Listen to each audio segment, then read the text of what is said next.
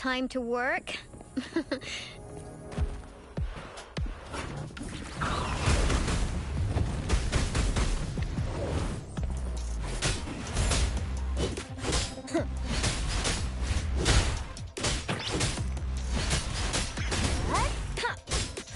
Steady there.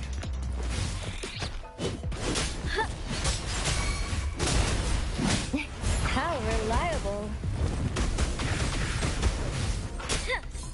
Let's watch out. Together we vanish. My blade yearns. Mind's eye.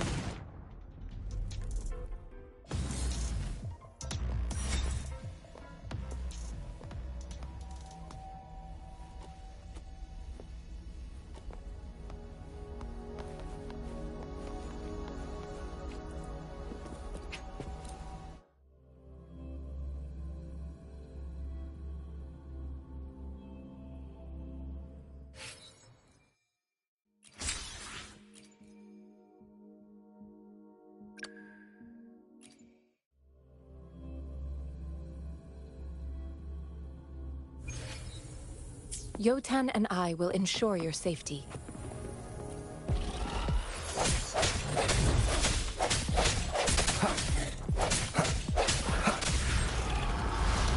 Sounds come forth. Leave it to me. No hesitation. Sentinel, protect me. Together we stand.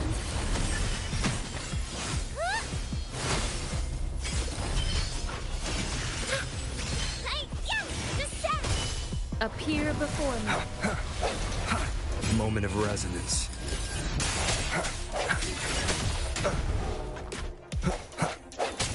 Hopefully this helps.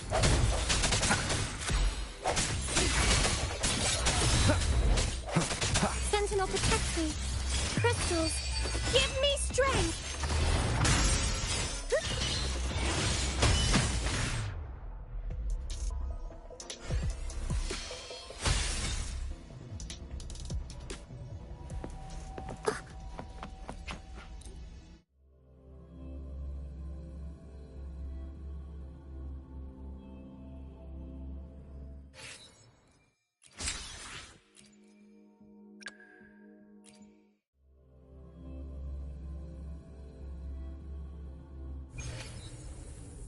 Nice pick.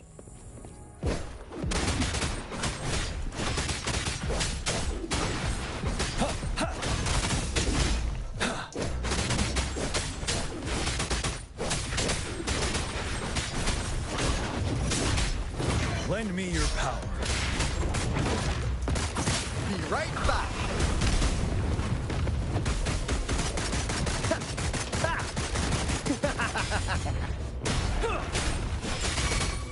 Wind Rider.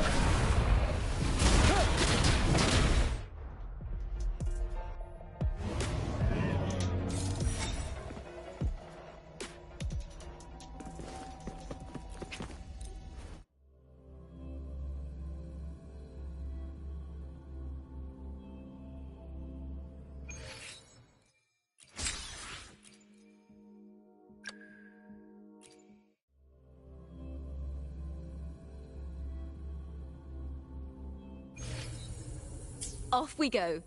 May my poems...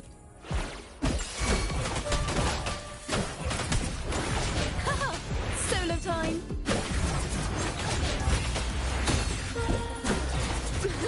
Listen! The trio of destiny!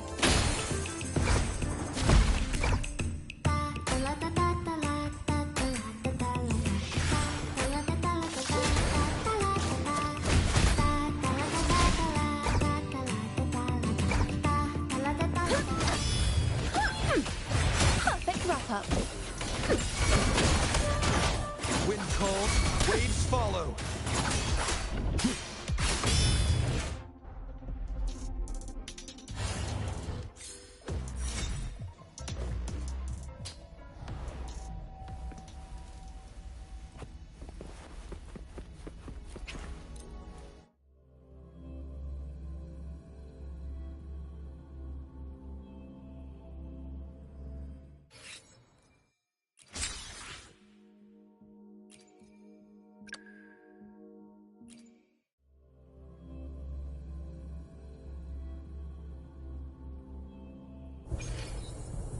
Very well.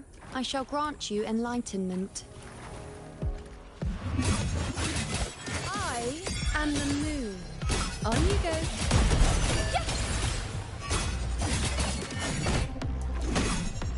Praise me.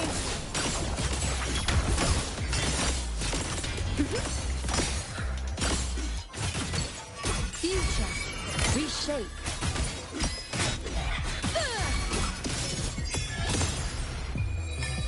Taste my resolve. Misleading of blood.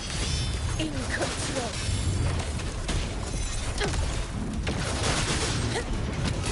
On you go. Ha. Face me. Ha.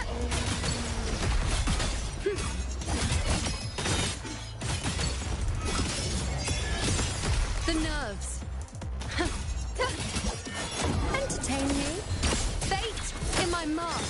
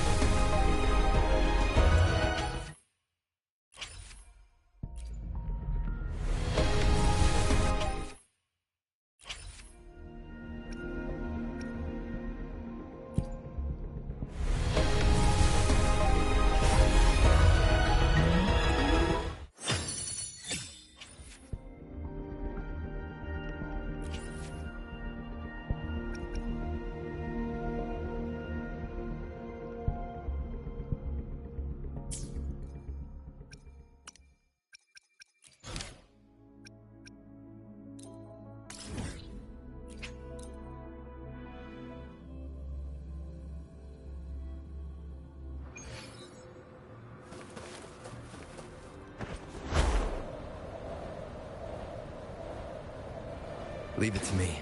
The wicked will face judgment!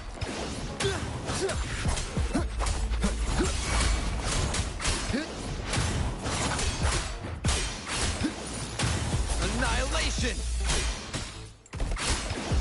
The wicked. Hopefully this helps.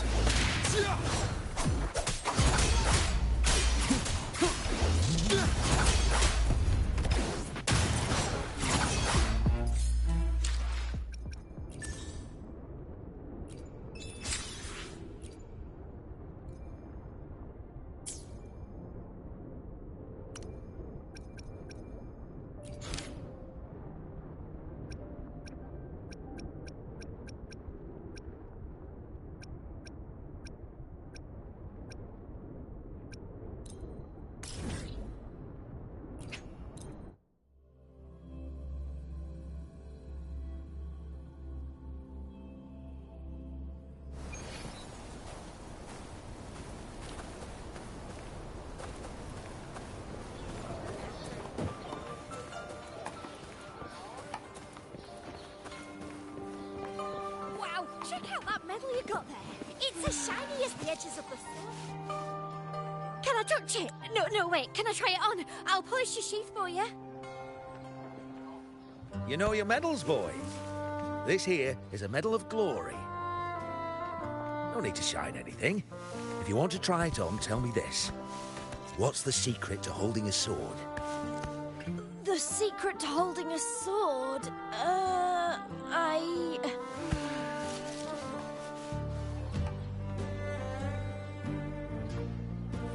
Precisely. That's something you only learn after a lot of bruises and a few close calls. As for the medal, here, you can have it. When you've mastered how to wield a sword, you'll come to realize there are many, many things far greater than glory.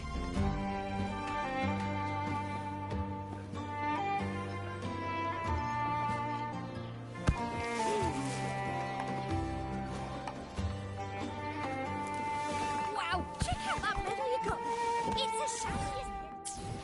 Wow.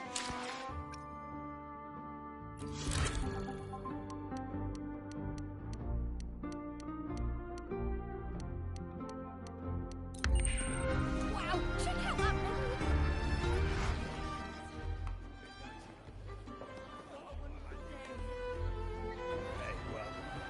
Congratulations. Bit dicey, What a wonderful day. I'm so glad we did it. You.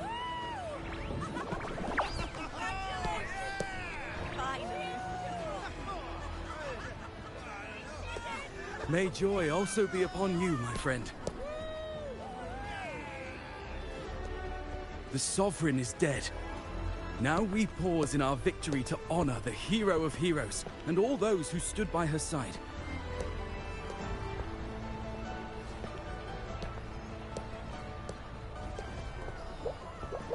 I am Bruno, Master of Ceremonies for the occasion. I had hoped to greet you alongside Augusta, but she was called away. The Senate insists on wasting her time with their trifles.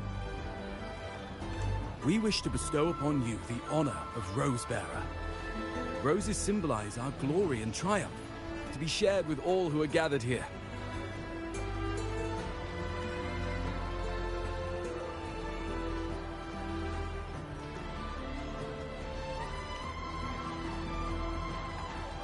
Yes, it's a ceremonial roll. Don't worry, it's pretty simple, and you won't be handing out too many. At the height of the celebration, everyone will toss their petals into the air. We will all shower in the flowers.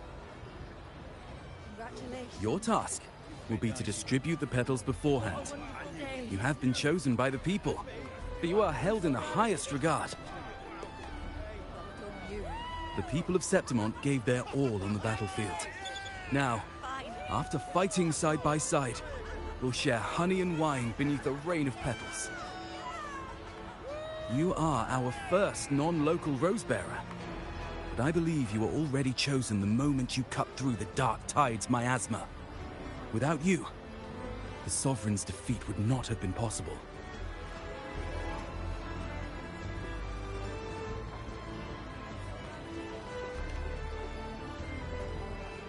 Yes. Oh, I hope you won't decline. This is not only Augusta's wish, it's the people's too. When Augusta arrives, she'll join the other Rosebearers. I'm sure those who partook in the hunt will be honored to receive petals from you.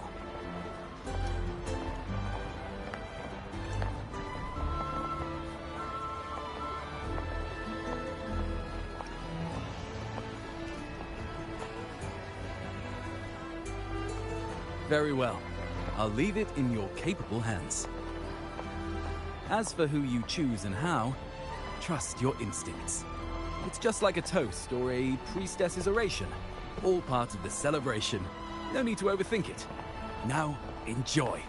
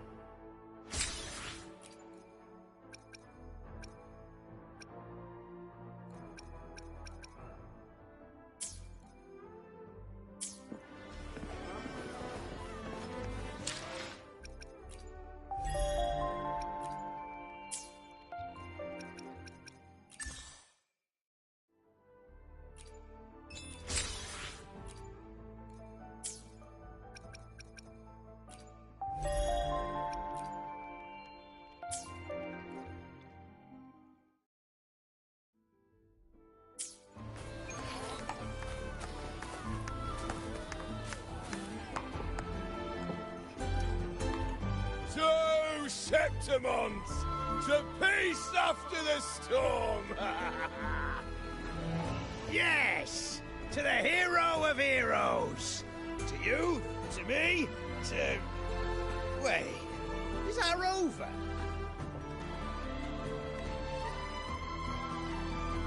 Oh, good! When the time comes, I'll hurl the glory eye, and let the wind carry it far. Let the world see our triumph!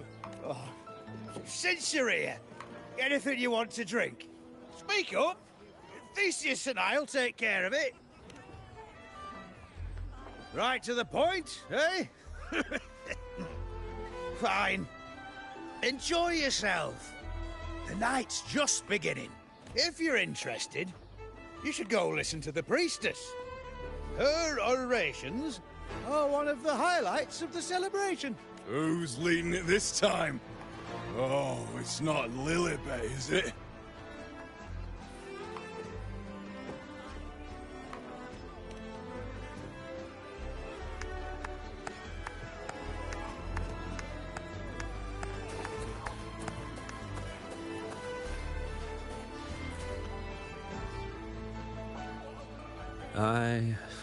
I'm still worried. The Paradise was stopped, right? But the Dark Tide isn't gone for good. The Sovereign's gone. But what if something worse is waiting for us? You're hopeless. So what if tomorrow's uncertain? Does that mean tonight doesn't matter?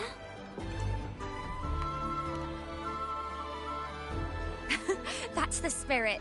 Tonight is for those who've bled for it. All of us. Speaking of which, Rover, you're here early. Got a little something for us? Oh, knew it! You were always going to be one of the rose bearers. The fragrance really makes the glory linger. Thank you. Be sure to save some for those who fought by your side. If I were them, I'd gather petals from every bearer, then, when you least expect it, give you a small surprise. Huh? There's not much left. I'll hand some out over there. Oh, these petals of glory.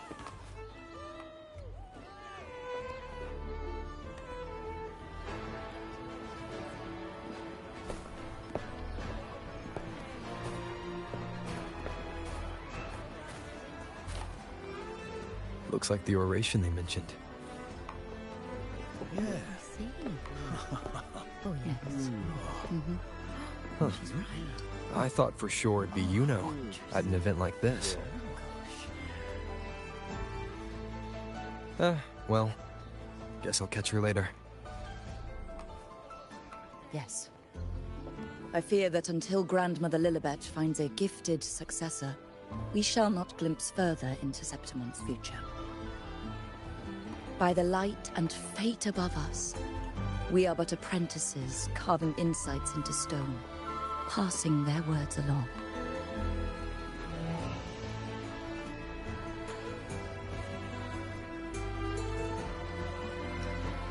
Once, fate flowed like a thread.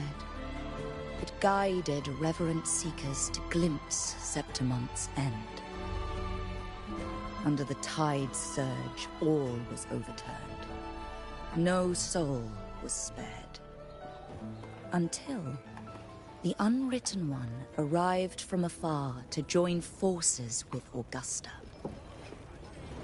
With the Chorosaurus as bait, he cut through the dark tide's miasma to reveal the truth. With the false sovereign's blood, a new ruler was crowned. The prophesied end was averted, thanks to Augusta and the Unwritten One. From now on, fear no longer grips me. The dark tide retreats into the forgotten night, and countless souls drink from pure waters again. The new hero of heroes, Augusta, shall lead Septimont into a new age. Thus, the present now aligns with the prophecy Grandmother Lilibet once foresaw in Septimon's auguries. Prophecy of the end, and how we managed to lure the Sovereign out. The order and the story are right.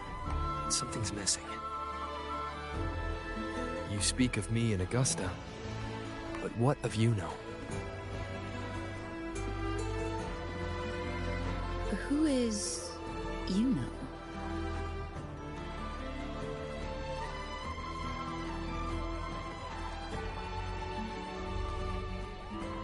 Unwritten one, you leave me baffled.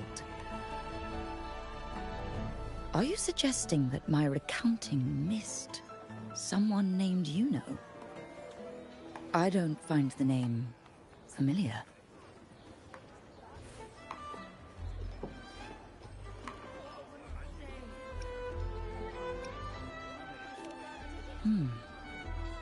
I should know this Yuno you speak of, yes?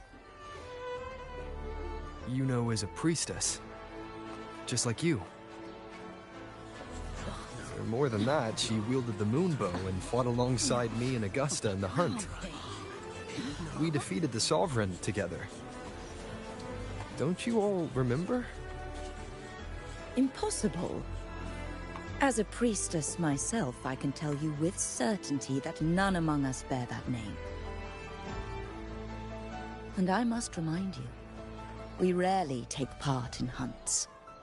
Our place is with the flames in Tetragon Temple. The hunt for the Sovereign involved many. Perhaps you are mistaken and confused her for someone else. No, this can't be. I don't know what a priestess is supposed to be, but I do know what Yuno is like. And I'm certain she's a priestess. You mentioned cutting through the Dark Tide's miasma. Tell me, if Yuno wasn't there, then who shot the moon arrow? Who shot the moon arrow? What do you mean? You were the one who dispelled the miasma.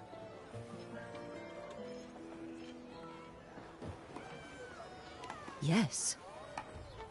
On the cliffside, you struck with your sword to cut through the Dark Tide. Don't you remember, Unwritten One?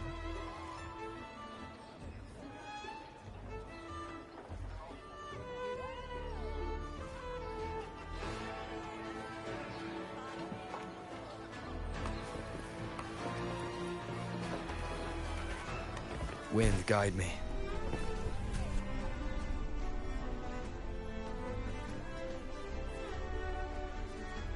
Their accounts are all true, except when it comes to Yuno. How they react to her name is completely wrong. Everything she did, they attribute to me. They're not just forgetting. It's as if Yuno never existed to them at all. Could this be possible? This distortion in perception?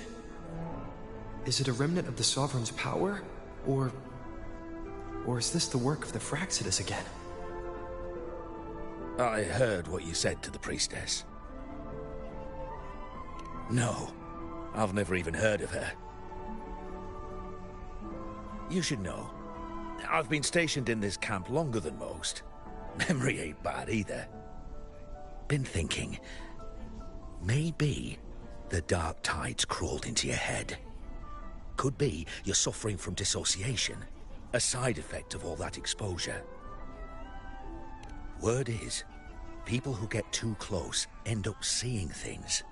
Hallucinations, delusions, the works. Some of them go as far as thinking they see the dead. Or worse, some start calling themselves tacit discords. The Sovereign was built from the Dark Tide itself.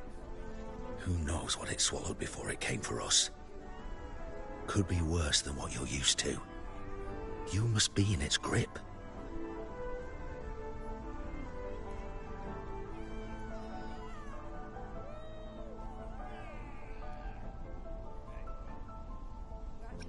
See, the thing is, it's not like there's one solid name for it. Happens in all kinds of ways. different for each person. And, at any rate, dissociation is just a problem in perception. Some folks let it eat at them for life. Others know what's real and what ain't. They keep away from the dark tide. And before long, they start feeling all right. How are you feeling? You need to rest up a bit. Oh, looks like Augusta's finally here. She's been through it too. Faced the Sovereign just like you. If you're still doubting, maybe talk to her. Could help.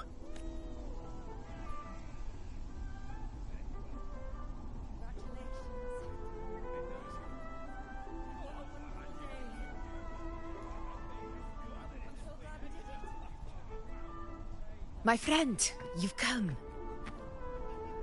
Bruno has already filled you in on the Rosebearer matter, yes? How are the celebrations treating you? Augusta, do you remember Yuno? Yuno. Yes, she was often by your side. The one with the bow like the moon. She joined our hunt for the Sovereign.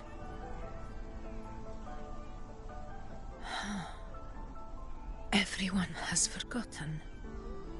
No, that's not it. Everyone says they've never even seen her before. But you remember her. You remember everything that happened. You are certain she is real, and cannot exist in your memories alone. I know what you're feeling, because I felt it too.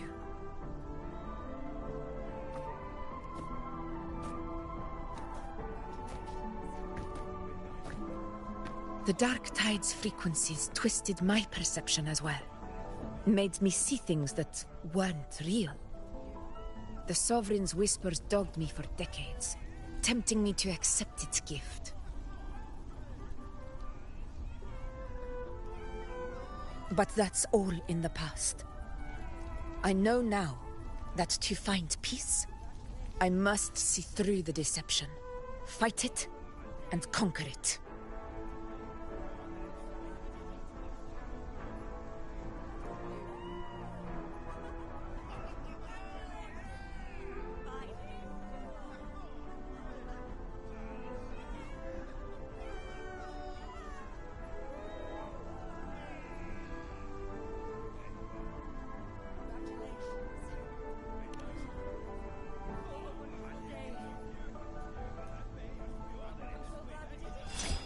Because of my sword.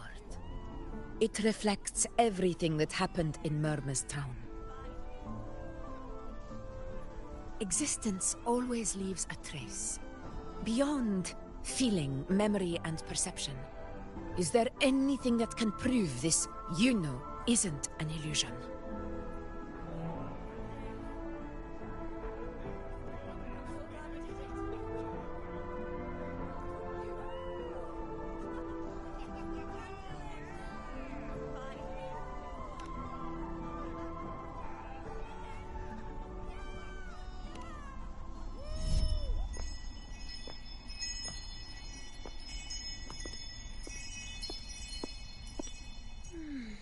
After this, I shall likely sleep like I've never slept before.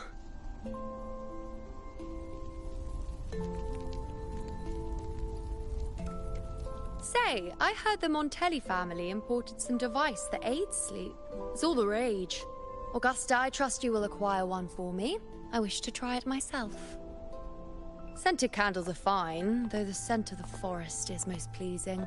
As for pillows and bedding... That's enough. I allow requests, but only 3.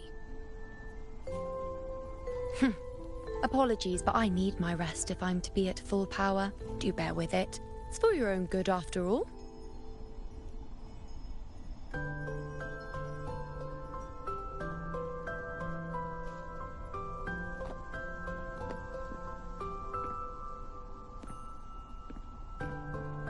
And you, Unwritten One, were I to indulge in a bit of selfishness, you'd forgive me, wouldn't you?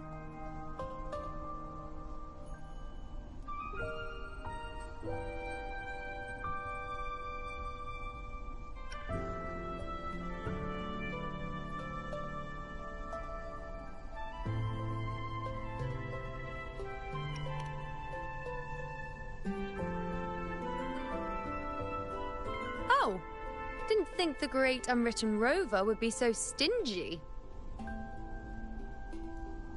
Well, lucky for you, I'm feeling generous today. Now, what brings you to me?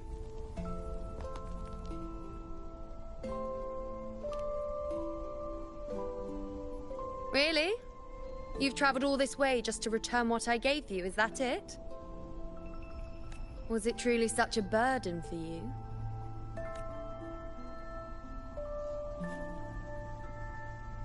If one day this bracelet becomes meaningless to anyone else, I hope you will remain the exception, unwritten one.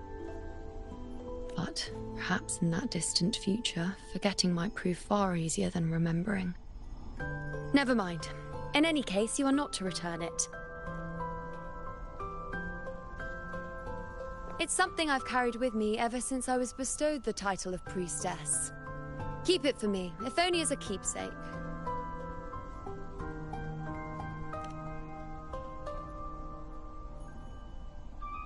Well, until we meet again, I suppose.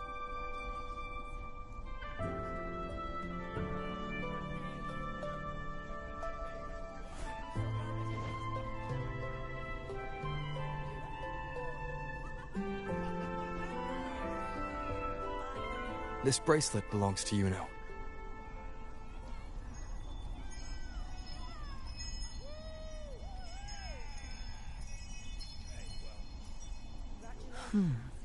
Quite the unique design. Like a crescent moon. But still, I'm sorry. I wish I could offer you the answer you seek, but to me, it's just an ordinary bracelet. Nothing about it stands out.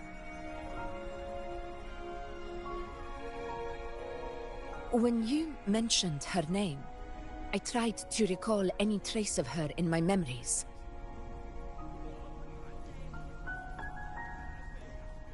But there is nothing. What has passed is clear, and she feels like an extra piece to a puzzle. One that doesn't quite fit.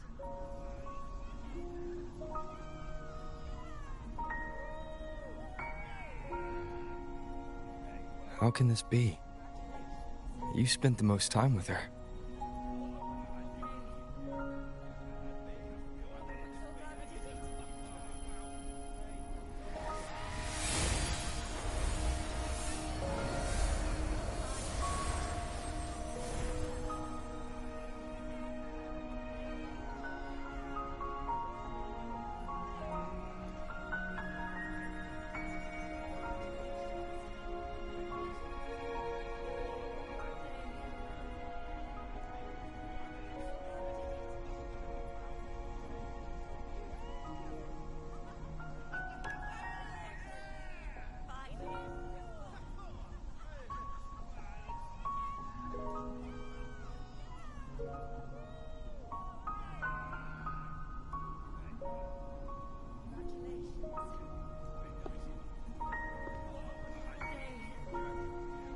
Rover, wait!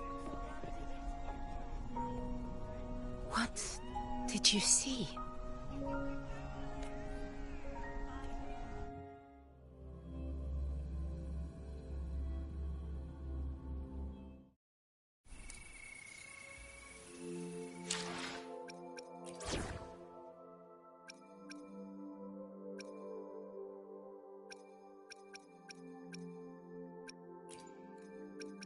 March on toward destined victory.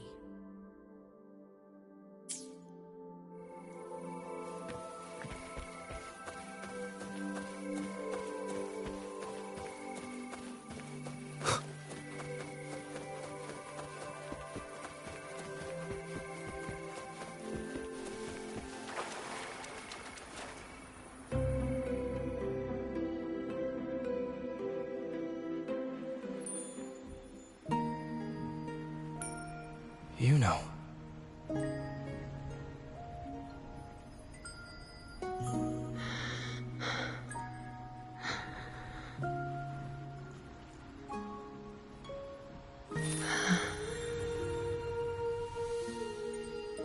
Of course.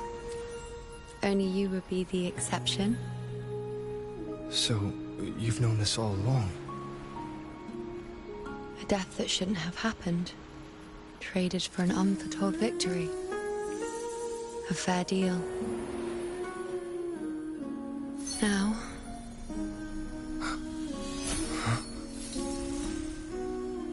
I am but a fading sliver of moonlight. I'm sorry, but...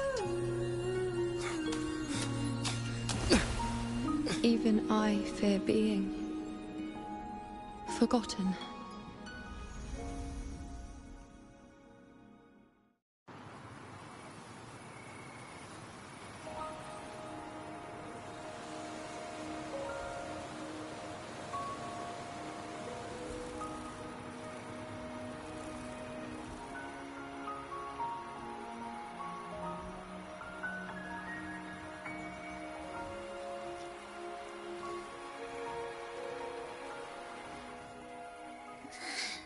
Hey, Rover. You're all right. You've been standing here for ages. So, Yuno's really gone. Just like that. Well, duh. Even though I was snoozing on and off, I still remember everything that went down. Crystal clear. You told me the first time you met Yuno was in the arena, right? She scared the toga off that other team with just a few words. Intimidating stuff. But when I actually met her, she was...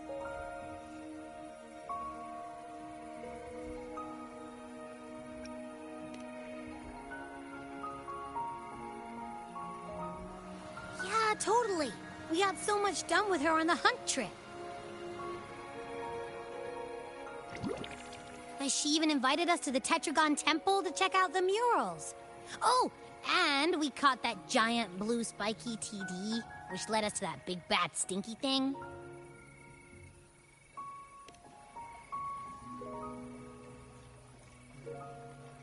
Yep, and I'm pretty sure she was the one who took that moon bow and blasted the dark tide wide open. Not you, not anyone else. And that bracelet. She gave it to us to lure out that nasty big fella. Even asked us to keep it for her. So it doesn't matter whatever anyone else thinks. Or what happened to her. You remember her. And I do too. It wasn't some made-up crap.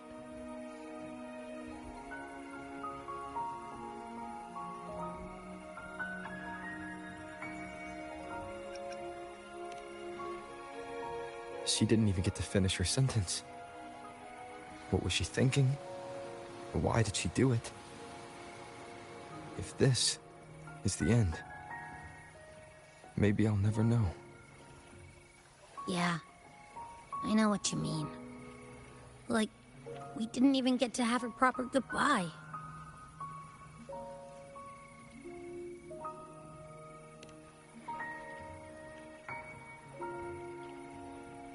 I don't care if Yuno foresaw her fate and chose this path for herself.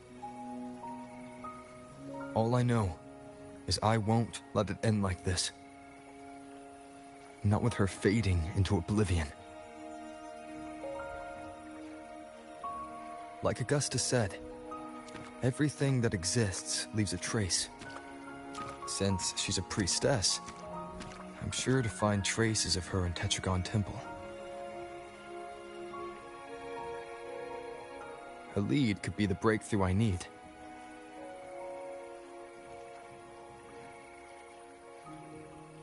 That's the spirit! Look at ya, snapping out of that funk. Knew you'd be back at it soon enough. I still got some kinks to work out before I'm in my Super Echo Abbey form, but you can bet I'll be here. Remembering everything that happened. We'll figure something out, whatever it takes. Even when I'm just riding along, I'm in this with you, pal.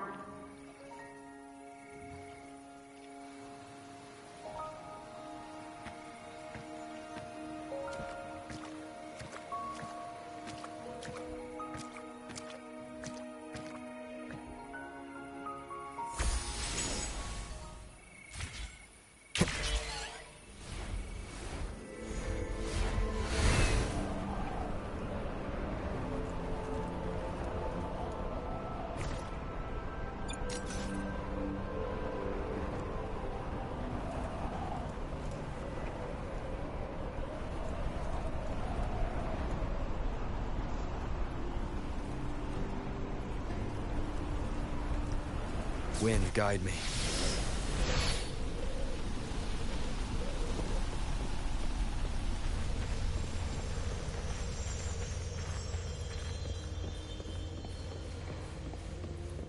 Strange. Lilibet and the other priestesses aren't here. The temple seems empty. Huh. Yuno's bracelet is shining. The light is pointing at a wall.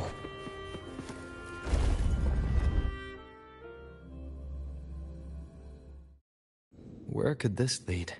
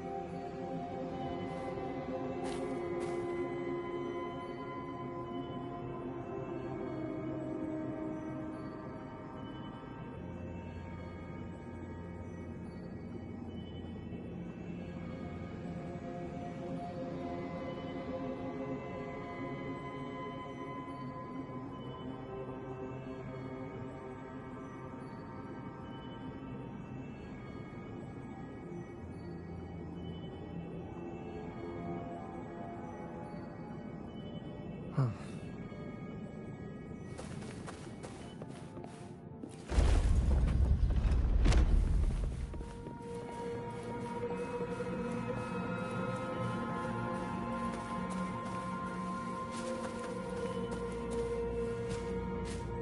Huh. The mural changed.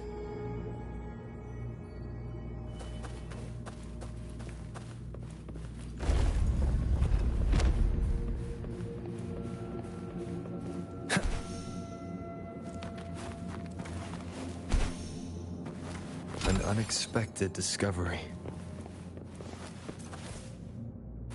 Is this rewriting what was? Or revealing what should have been?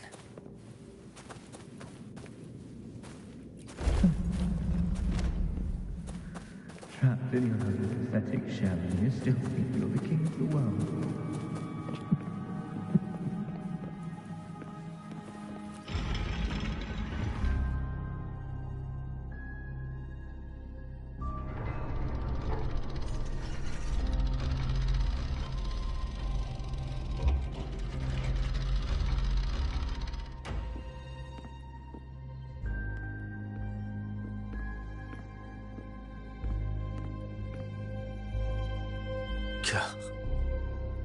It's you. The person I need to lure fails to show, and now you're here to mock me. Is that it?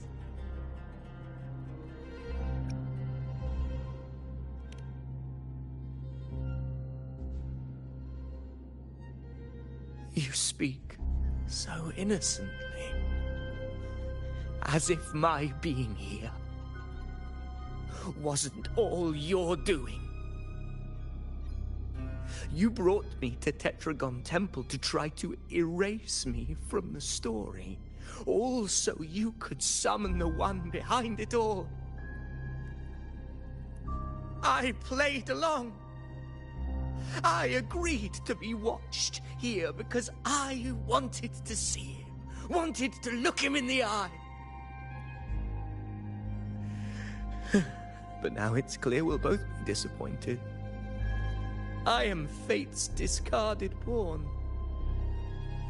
And he couldn't care less what happens to me.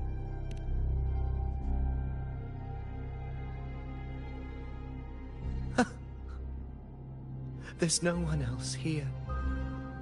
No need to put on an act. He doesn't look like he's lying. But this is the first time I've been here. Priestesses? Tetragon Temple? Could this be Yuno's doing? For Avidius here, Yuno has also never existed. Whatever she did in the past is now my doing. That's why he thinks I'm behind all this.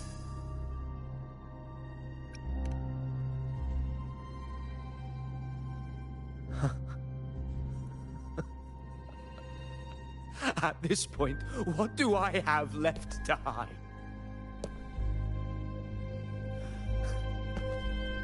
I always thought I was the hero who conquered Main's Deep, the one more worthy of ruling than even Augusta. Until the day I led the charge to Murmur's Town. Determined to stop my comrades from falling to the dark tide and prove I had what it took to be king, I walked to the door I had passed 1,000 times, only to find a dead end. Nothing was ever there. Did I even come here before? When did I conquer this place, and with whom? At that moment, I realized so much was blank. Disconnected dots, scattered and meaningless. How pitiful. Everyone knows my deeds, yet no one can explain how.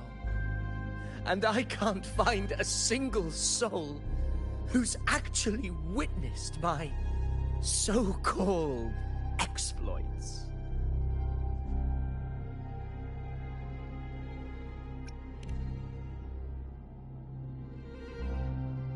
Yes. So I tore through my memories until I saw a hand holding a feathered quill. It wrote everything about me from the moment I was born.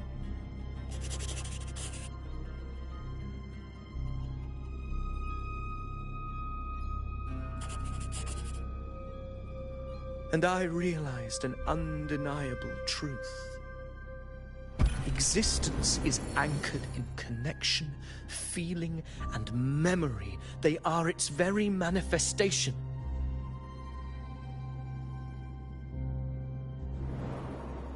So if someone uses their resonance ability to fabricate a memory of the hero of heroes everyone expects and convinces them it's real, does such a fabricated person really exist? And what of you? The one they call the Unwritten One. An undefined, unknowable void that can anchor unimaginable connections. Imagine the existence that could emerge.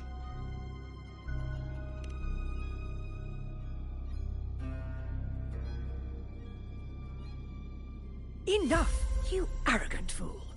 I did not allow you to stay here so you could defile fate with your delusions.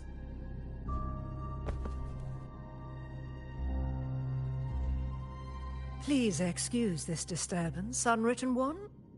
Whatever you need to say, we'll discuss it back in the hall.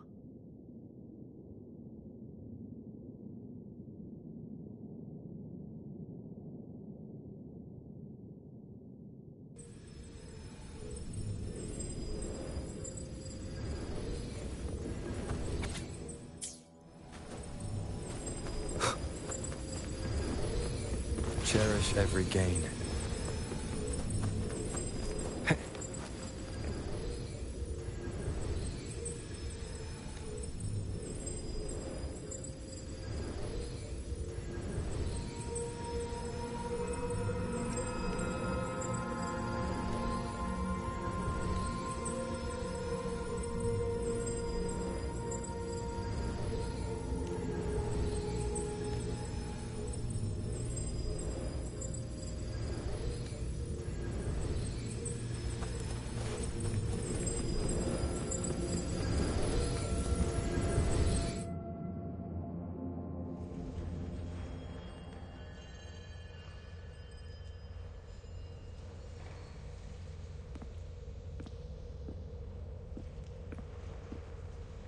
apologies. I should have been here to receive you. But some priestesses run into some trouble. I had to step away.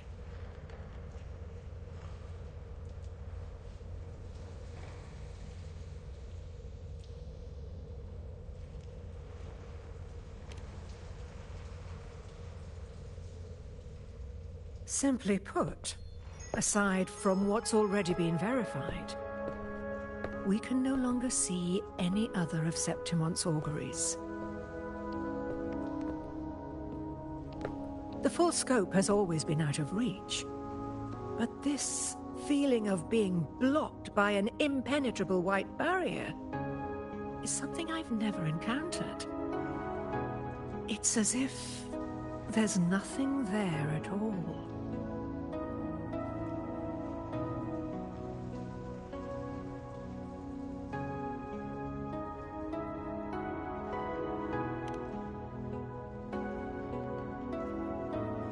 Well, there is a silver lining.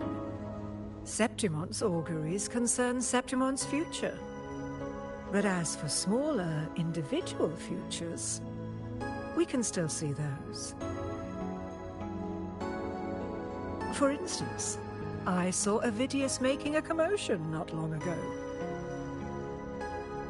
But let's talk about why you are here first. Augusta mentioned your situation and said you might come looking for me. You seek help in finding a priestess by the name of Yuno.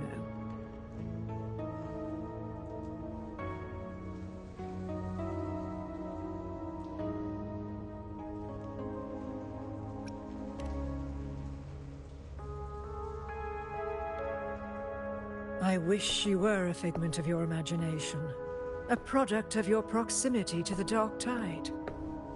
That would make things much simpler.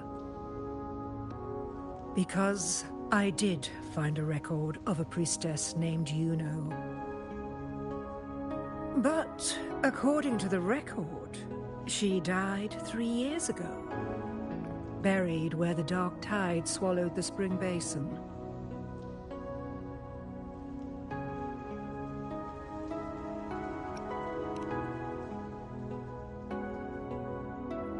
You must understand, death and disappearance are two different concepts. If Yuno truly died 3 years ago, then she couldn't have been your companion 3 years later, let alone have existed up until today. In other words, if Yuno disappeared today and was erased from the memories of Augusta, myself, and everyone else, then the death 3 years ago must have been a fabrication.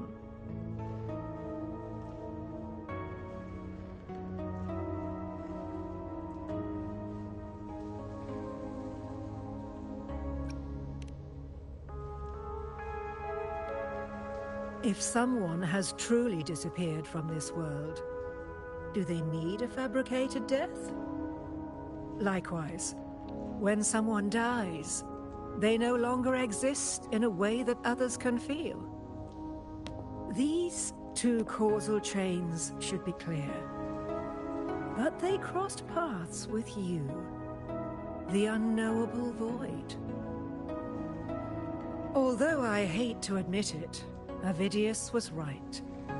Since you still remember Yuno, and thus hold on to that last connection between her and the world, you've essentially anchored her. This has caused the causal chain to become tangled. The ending is still unwritten. Right now, she is but a spectre, stuck reliving her past in the chaos between life and death, between existence and non-existence.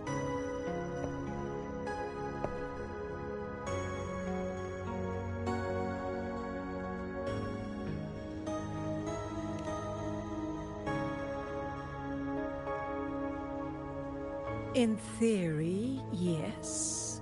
You could forget her, let her disappear entirely. Or you could forget her and let her die for good.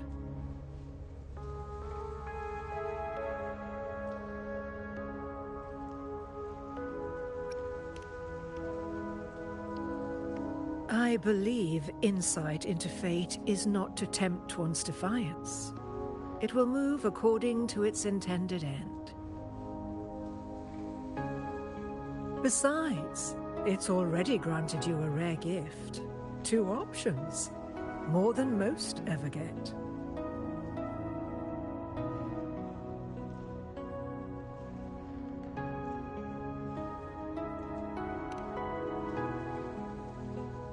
So you wish to use yourself as a vessel?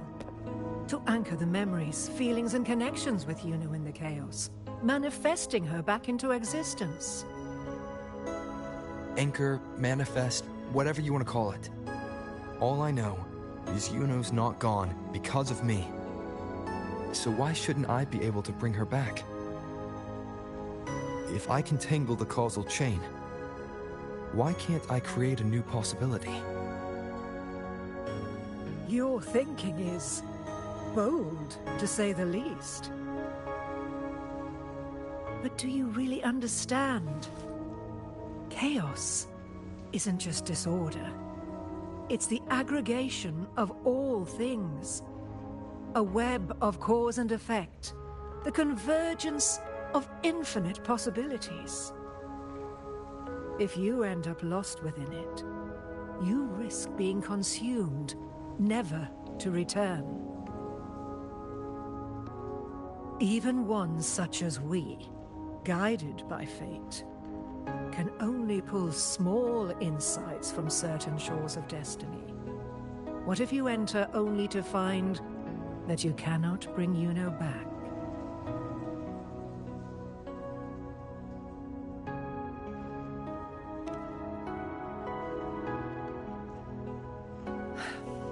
Chaos isn't a place in the usual sense. The key to entering isn't about where you are, but what's happening and what you do in that moment.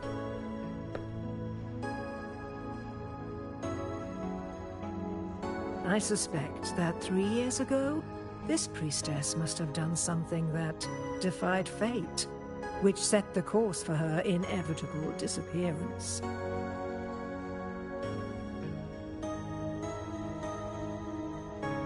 If you can get close to that inescapable knot in the causal chain, maybe you'll find a way in.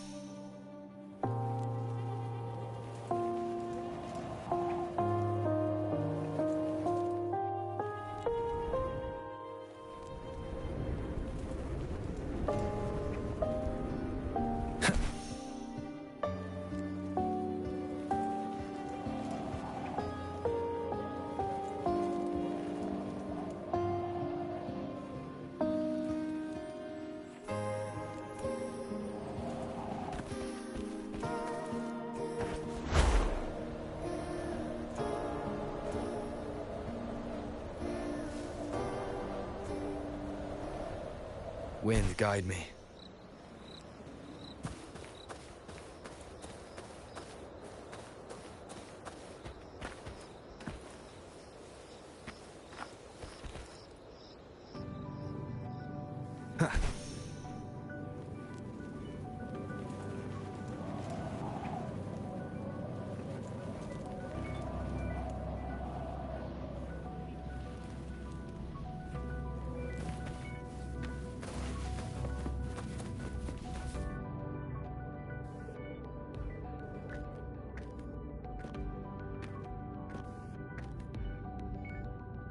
We're here.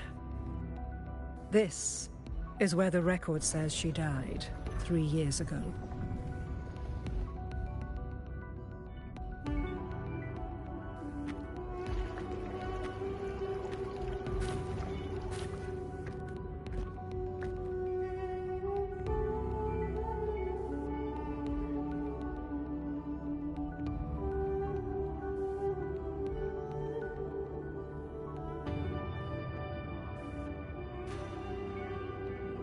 Nothing here.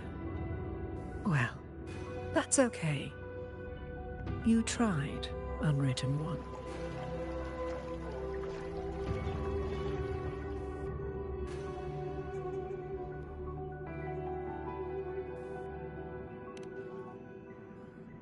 Guided by the light of fate, we walk the web of futures. Many seek prophecies to follow or to break free from, all in pursuit of harmonious completeness. I've never doubted your judgment of Yuno. But if, as you say, she knew what would happen and still chose this path, could it be that this was the closest she could get to true completeness? If you refuse this ending, how can you be certain that you can create a better one? A life with all its experiences and feelings, shredded, scattered, and thrown into the realm of chaos. What you find there may not be beautiful. It will be filled with pain and emptiness. Even if you do find a way in, your time together may be brief. With so much uncertainty, do you still feel that you must go? If there were any doubt, now I'm sure. Wait, you...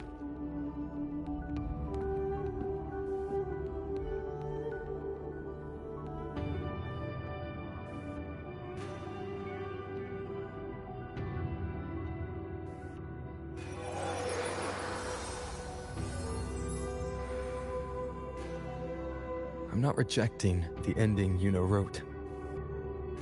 I just want to fix the regret she left behind.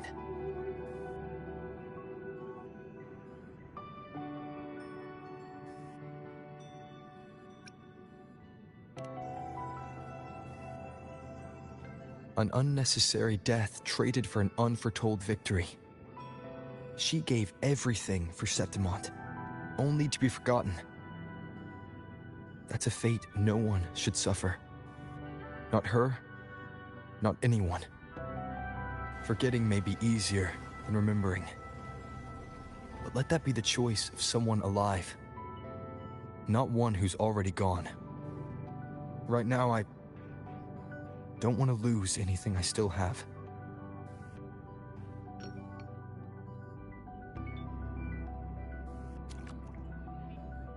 The secret to anchoring lies in connection and its manifestation. If you find what remains of her in the chaos, and she responds to you, then follow her guidance, for that will be the only fragile rope connecting you, her, and this world.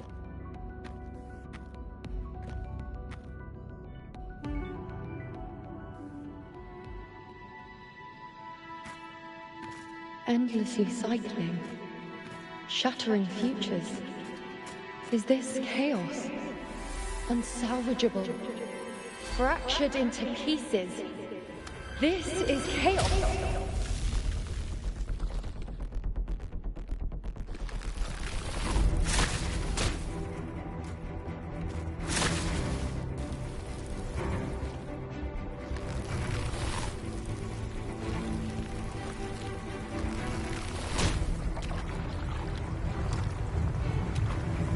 Countless possibilities, both true and not true.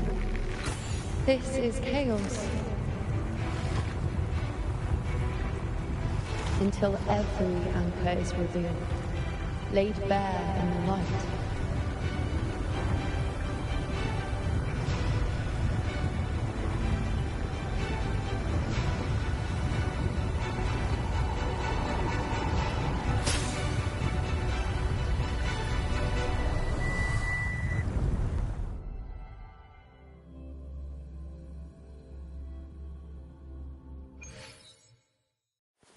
I can't see where it ends.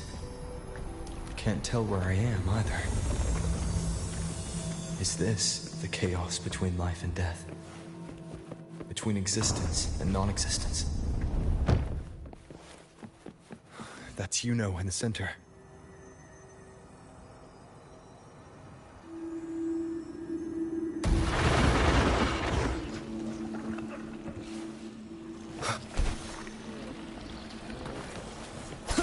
Tempest of slashes. Hopefully this helps.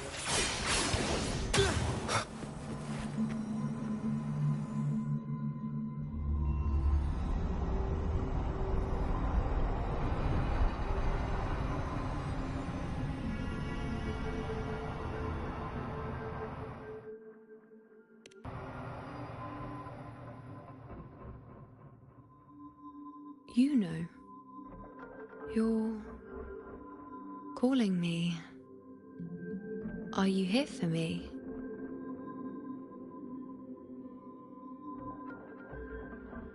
Why would someone be looking for me? She looks the same as she did when she faded away. A sliver of moonlight. How long has she been lost in this chaos?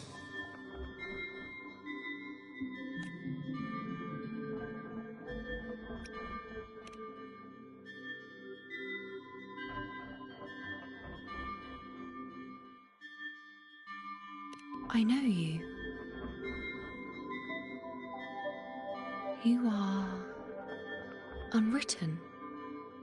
A blank. An unwritten blank.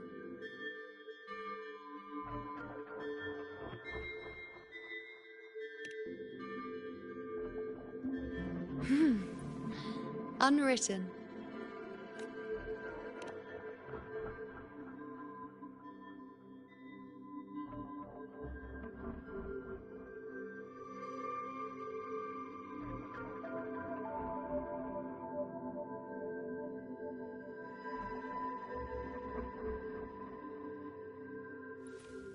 I will guide the unwritten with the moonlight to find more of me. She responded to me. Now, she's guiding me.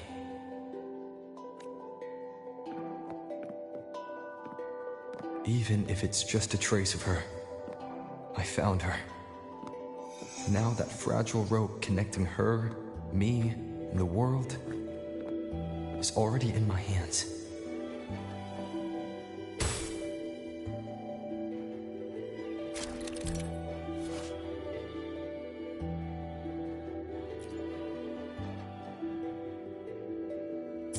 Where are you taking me?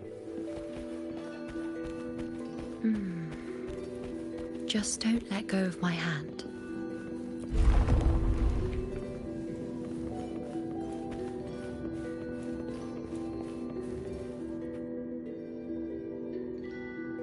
Guided by the light of fate, we walk the web of futures.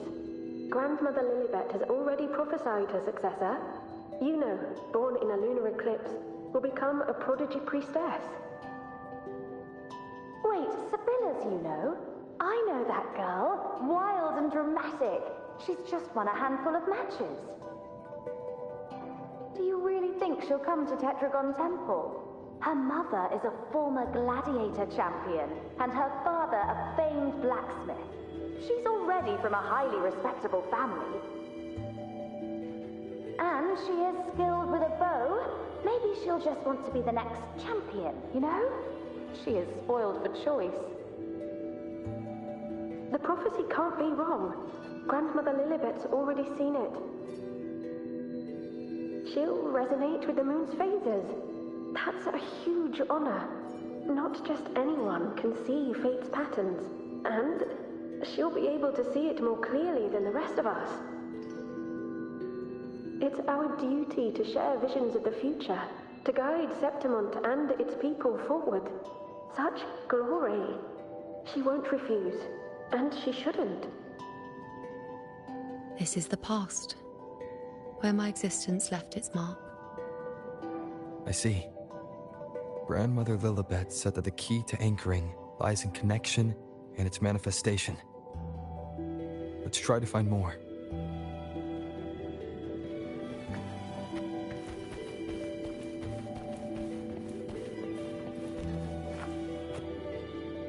I can't see it.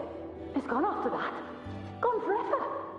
Huh? Just one desecration is enough for the ordinary. I just wanted to understand. To look at it. To see the blinding flames. I was so close to seeing the outcome. To tracing back the cause. You must be smarter than me. Stronger than me. Tell me. Did I do it right? Staring at the sun, burning with pain for that truth. Tell me.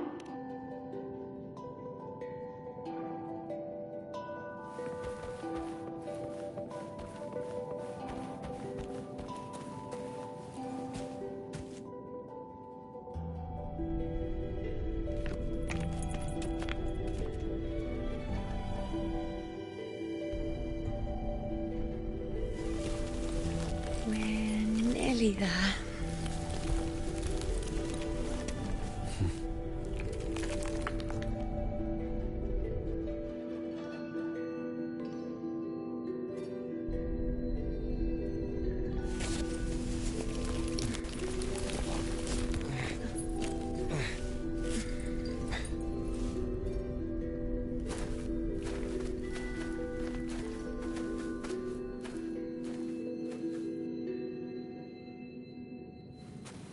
Let's go before chaos catches up to us.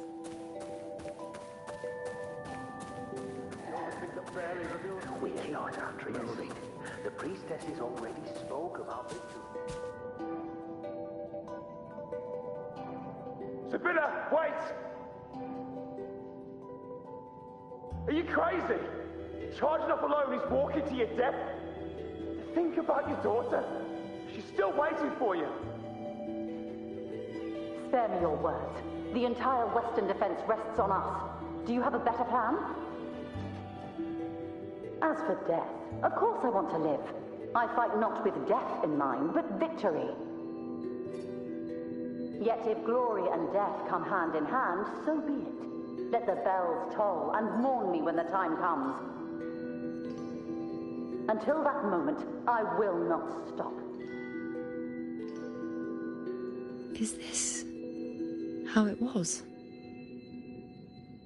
Or is this just my imagination?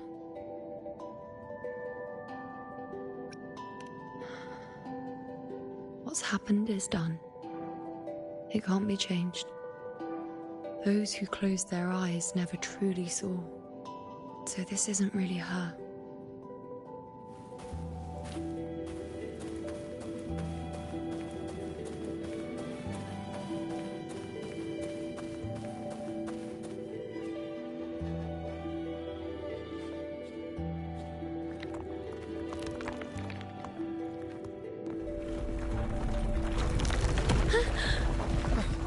You know!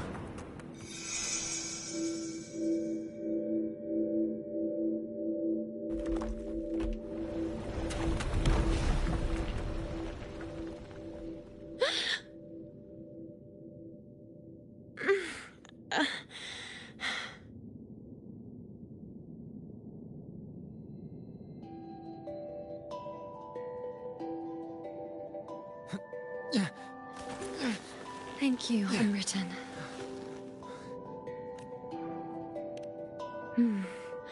I won't let go. I don't want to let go.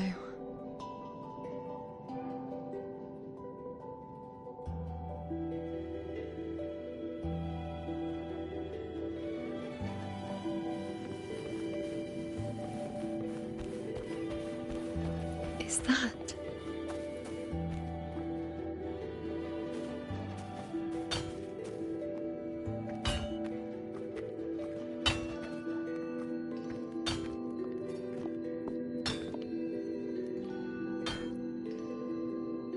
Ah, there you are. I've been waiting for you, you know.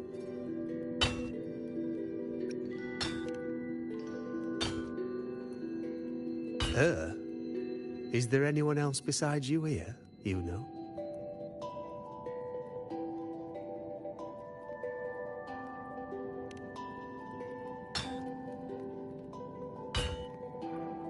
So, you came for the bow I promised you, eh?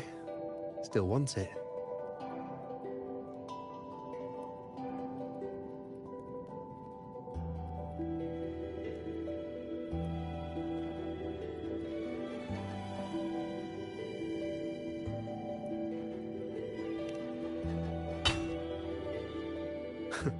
Right you are. Why wouldn't you want it? But once you take it, what then? I reckon you've heard Lilibet's prophecy, haven't you? What do you think? I can't picture you as one of those serious priestesses in the temple. Stuck in there with your scrolls and your candles and your tablets. Doesn't seem right for someone with a spirit like yours. And if you really did become a priestess, well, this bow wouldn't be much use, would it? No time for it. Oh, you've got a gift that other priestesses could only dream of. Such a shame to waste it. And the warriors of Septimont need their priestesses. So do Septimont's auguries. Lilibet and the others still failed to foresee the entirety of the coming disaster.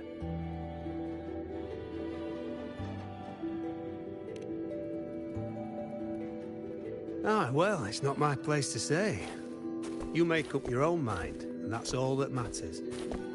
As for me, I make weapons. If you still want the bow, I'll forge it for you. But the materials, well, you'll have to gather those yourself.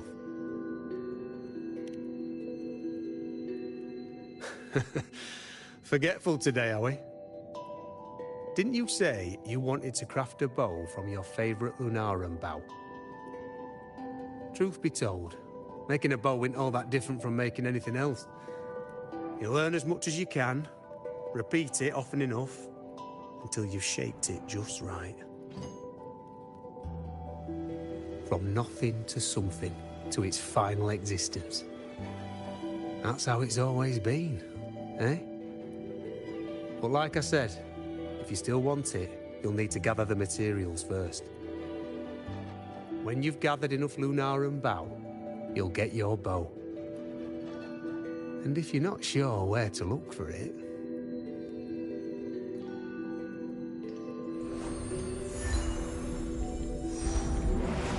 There. See it? Just head that way, and you'll see.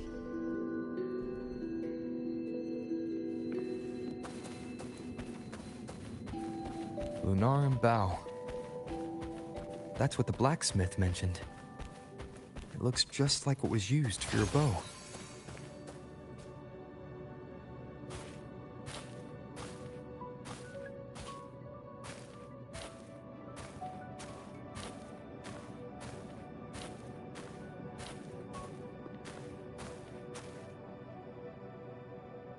Chaos won't disturb us here. Sitting just like that, huh? You're still just as... spontaneous. Shh, unwritten. It's time for a rest. Come sit with me.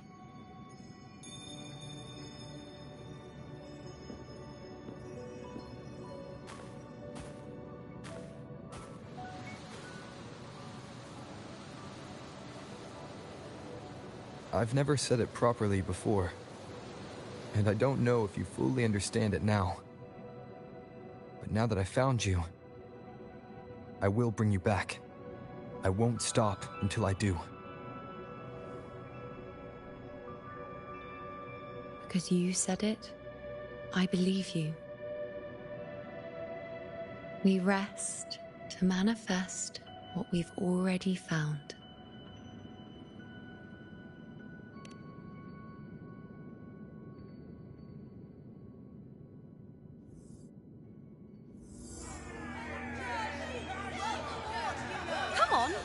Don't bore me this quickly. Show me what other tricks you've got up your sleeve. Victory? That's the only befitting outcome. Now spare me the words. I know I'll be first. This is only the beginning. Soon, I'll be an even greater warrior than Mother ever was. Getting whatever she wants, doing whatever she sets her mind to. Are you talking about me? Very well, I'll prove you right. Prodigy, you say? If you want to call me that, I'll gladly take it. But why are you so certain that who you see is me? That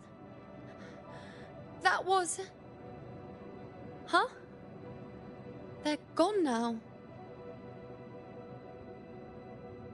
Because this is fate's will. It has favored me more than others.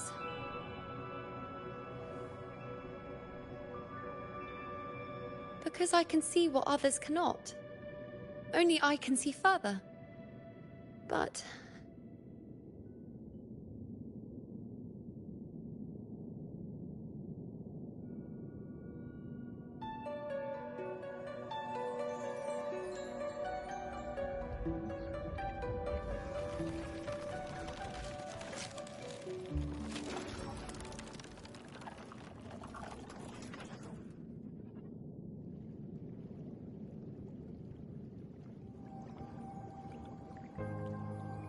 You look like you're recovering. So, after experiencing and feeling all that, you need to rest among Lunaran boughs to make what's anchored become a part of you. Exactly.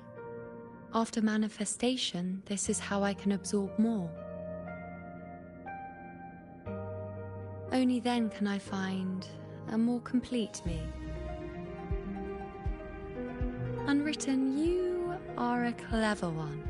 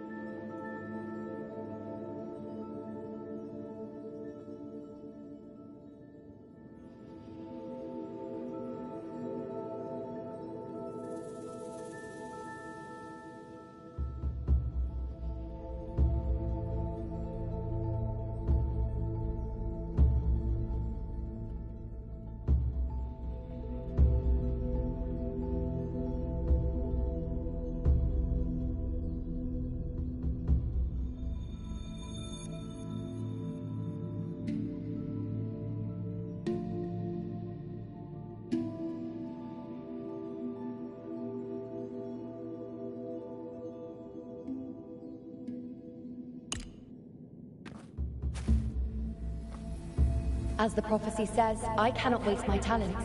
I will not turn a blind eye to misfortune. Since only I can do this, I'll be the one to see it through.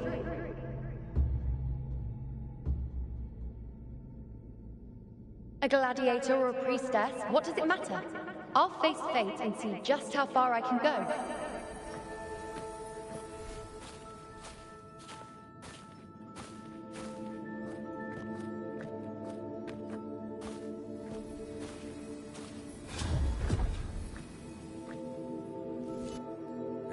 The anchoring is still working.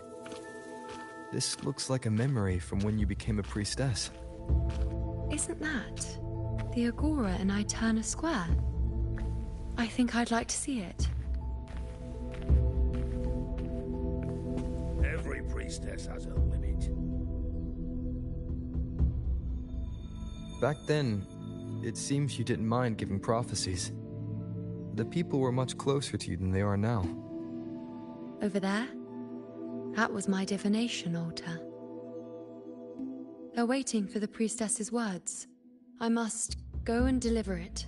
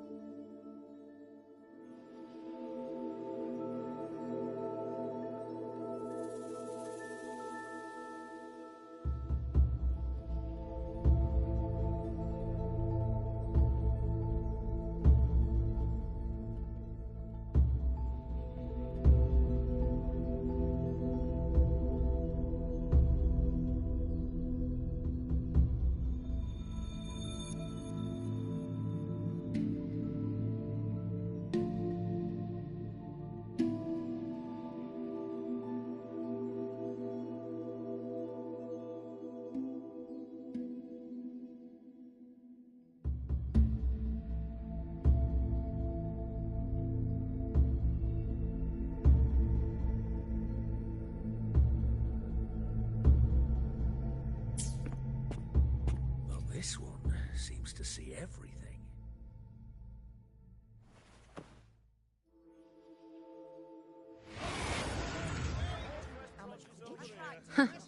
You look unfamiliar. Not from Septimont, I take it? Not bad. You even bothered to learn my name. An outlander coming all this way, seeking the most gifted priestess, me, just to beg for answers about the future.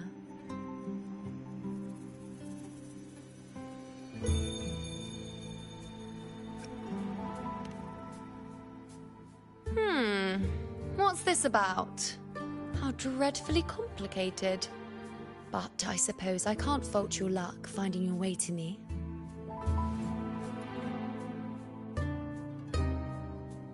They say a priestess can't see everything, but when she does, she's always right. But I'm different. I can see everything, and I'm always right.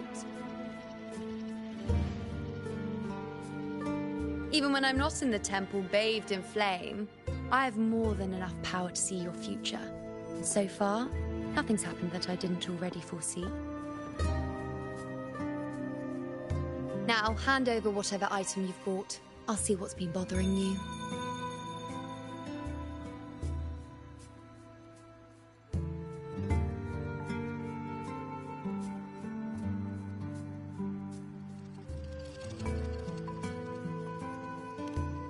Oh, that's all right. I hope you're okay with me freestyling it then.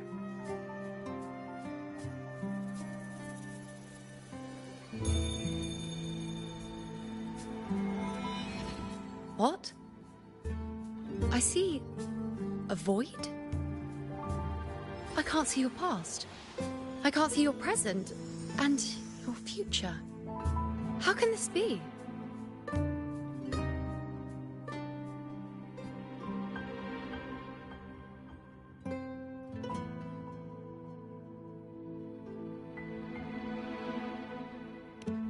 The Unwritten One. Why is that familiar? Who exactly are you?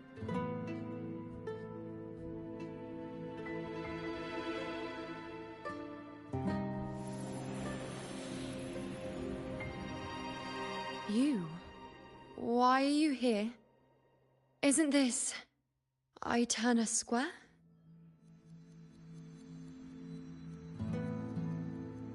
Did something happen in Septimont? Is it Augusta or the others? No, that's impossible. I should have disappeared by now. Why do I feel so tired? Like I'm walking the same path over and over again without end. Why do I see so many memories from the past? My mother, the other priestesses, and you. You've done something for me, haven't you?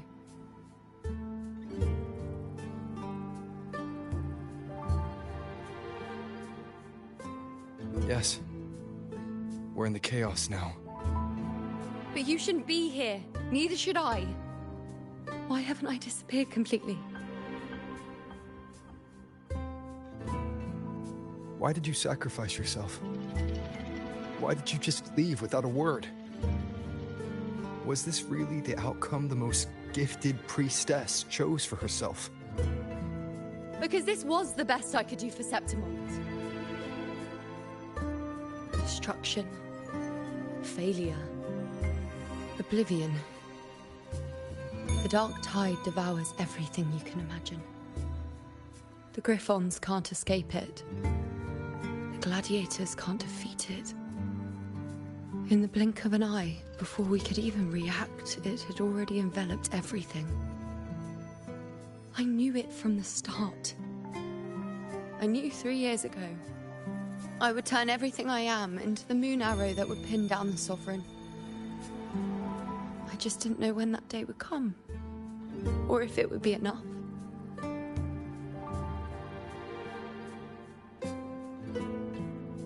Until I saw you. You, the one who stood between me and the manipulating hand behind everything. Just like the faint light I once saw in the future.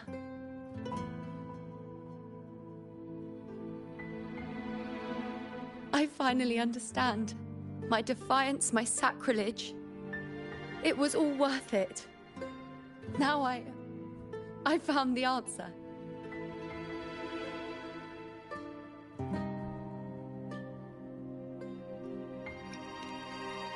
Whether it's because of the void I carry, or whatever else it may be, I still remember you. Your place in this world isn't over yet. I'm taking you out of this realm of chaos. You... It seems like I missed something. Something I didn't foresee. So the unwritten one from the future isn't happy with the ending I've changed and wants to rewrite it. The battle's still undecided. The war isn't finished yet. Is that it?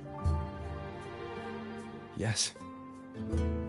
You traded your existence to alter the prophecy. But I'll anchor your existence and rewrite your ending. If I've ever guided you before, then now, let me guide you one more time. Really? I'll entrust myself to you then. But be careful. Don't get lost in the chaos. And I shall put my best foot forward as well. We shall meet at the very end. Wait. Am I Yuno now? Hello, priestess. I've got the item here with me. I hope you can take a look for me.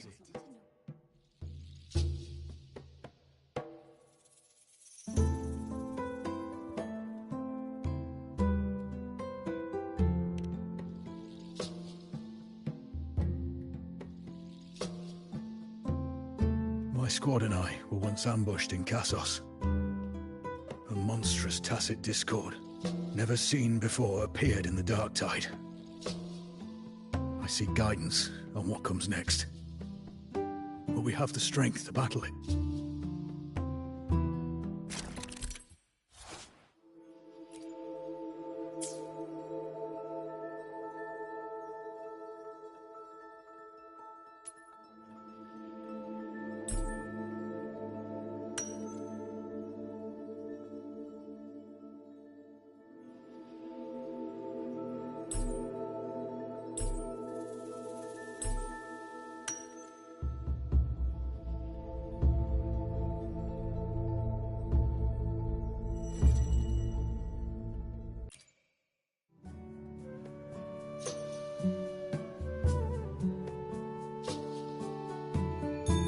Are these the types of visions Yuno sees? The broken horn, the spear piercing through the eye, victory cheering, you, and the other gladiators. His blood. But they all survive.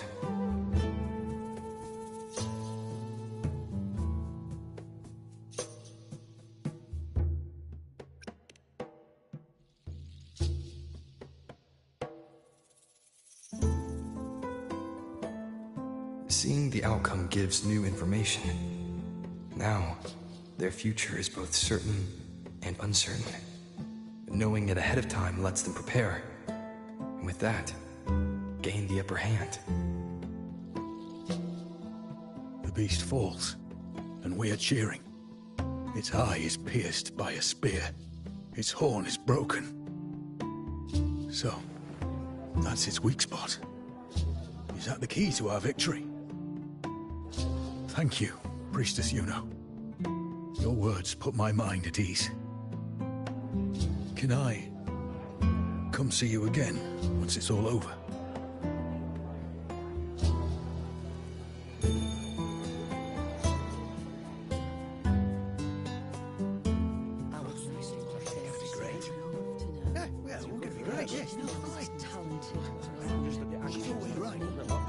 Priestess Yuno, I'm here with a bracelet my betrothed gave me. I feel like it best captures his feelings for me. Perhaps our future together will be one of true love? where we grow old together.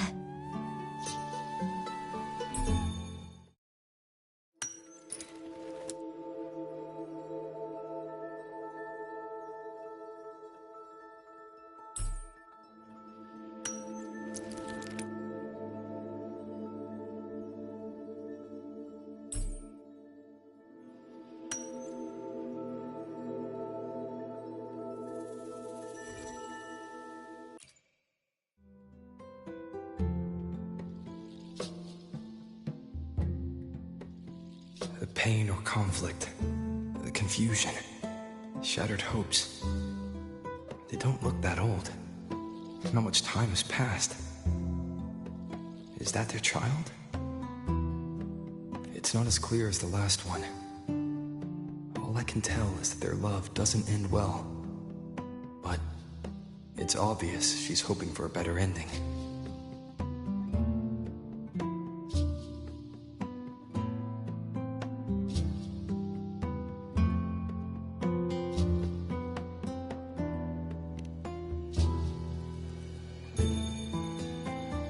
A happy ending gives peace. A painful one serves as a warning. Both hold meaning. The rest is in her hands. You're saying we won't be together forever? That it ends badly? Are you sure you're not mistaken? We met at the academy. How could we drift apart?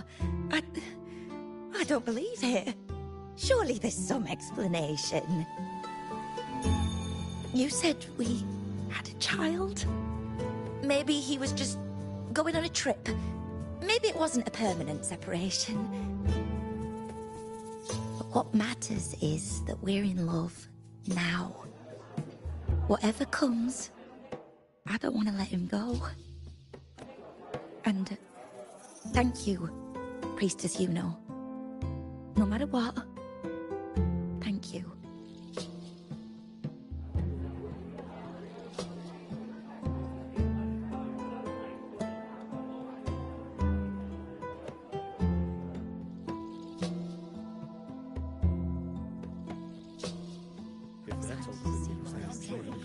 I have a little trick I'd like to pull off regarding a life.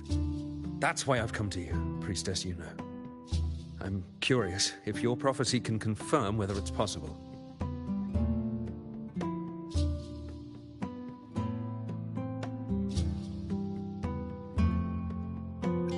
Have you never questioned whether it could be deceived or defied?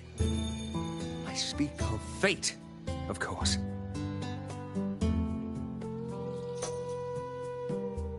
These figurines I brought were crafted by my family for me and my brother as a rite of passage. They're made in our likeness. We're twins, but we walked two very different paths. Me, books and knowledge, and him, weapons and strength. By chance, I learned my brother's fate in Tetragon Temple, destined to die this summer at the hands of a tacit discord. They couldn't see my fate, so here I am now. I want to see whether fate will once again lead me down a path opposite my brother.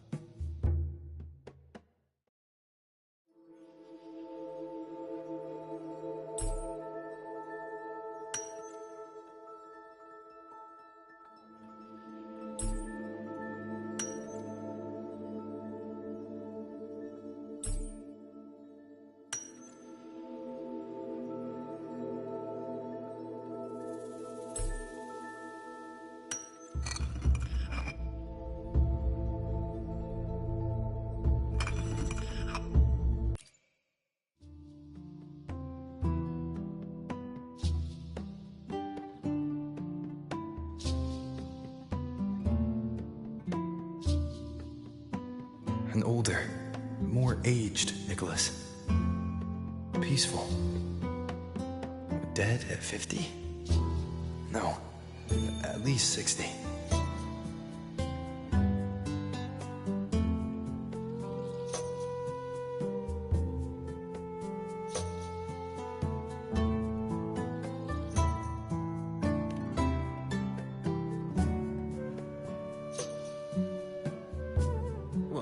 born identical, after all.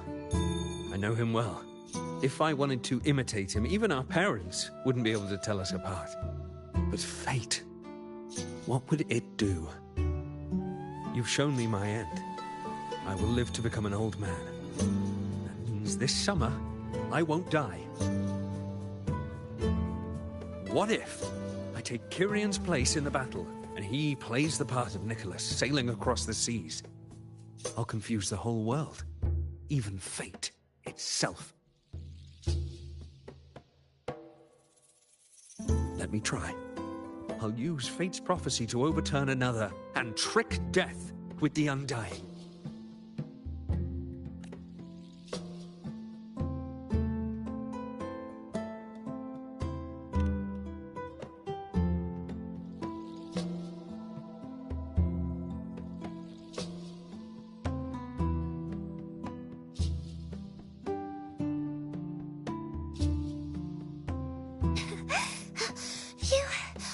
Priestess, is it true that if I give you the right thing, you can see everything?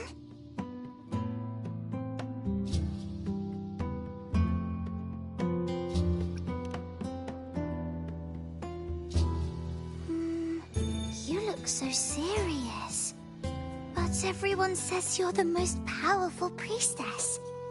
If it's not you, I don't know who else to ask.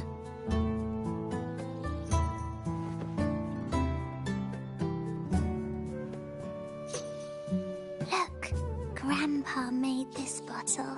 Can you see where he went? And what did he turn into? I want to find him quickly. He left so fast. He must have forgotten to tell me.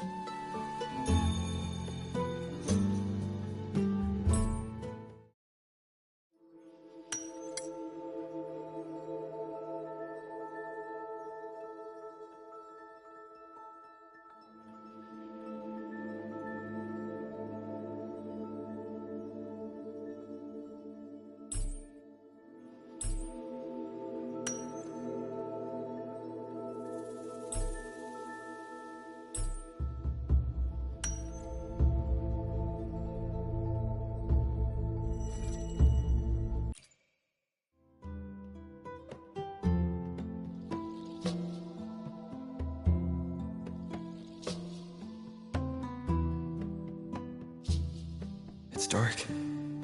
Nothing but darkness. I don't see anything. What does it mean?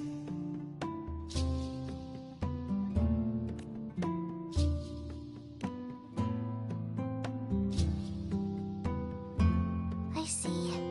The priestesses at the temple said they saw the same thing.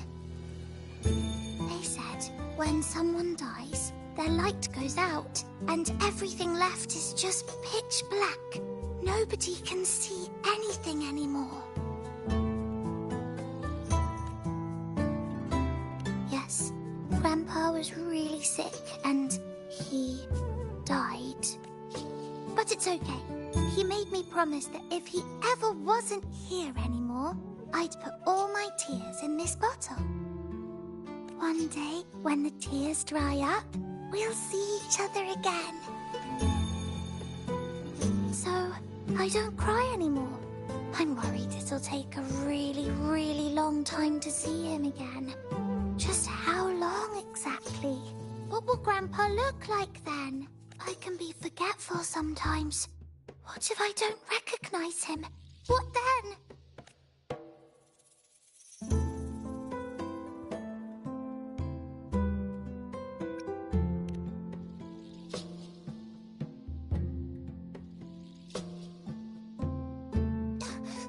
I don't believe it. I don't believe you.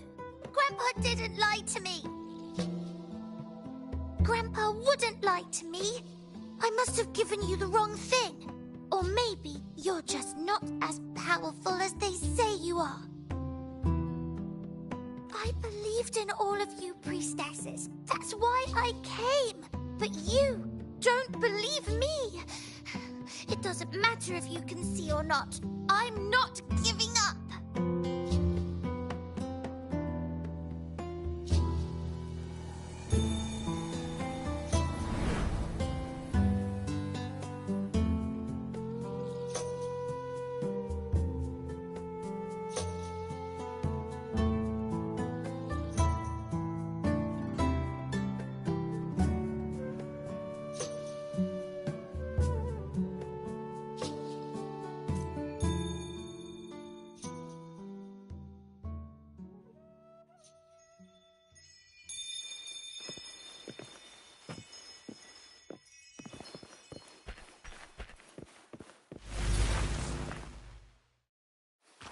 For 3 weeks I removed everything that could catch fire. The prophecy foretold. Mercy I of come fate. to cast this discord. And Sansa's priestess. We followed the prophecy. And we won. Left me and little Kiana. Tyrion set sail across the sea, only to meet his end at the hands of a tacit discord. Come back. When you die, you die. Let's rest here. One more time.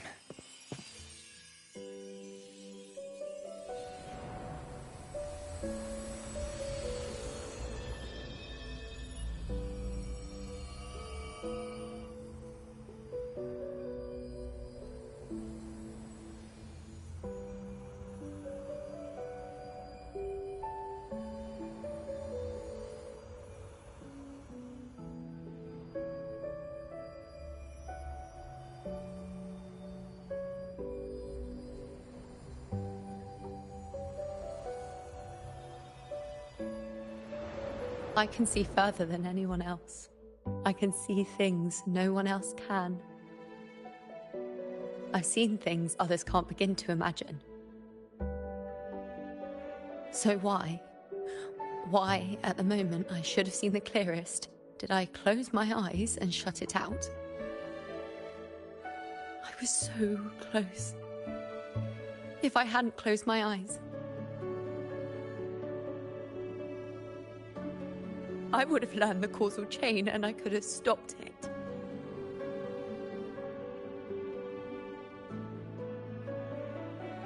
After that, I decided to keep my eyes wide open, no matter the cost. I'll sit at the crossroads of fate. I'll stare into what's to come and not flinch, be it joyful, tragic, rebirth, destruction.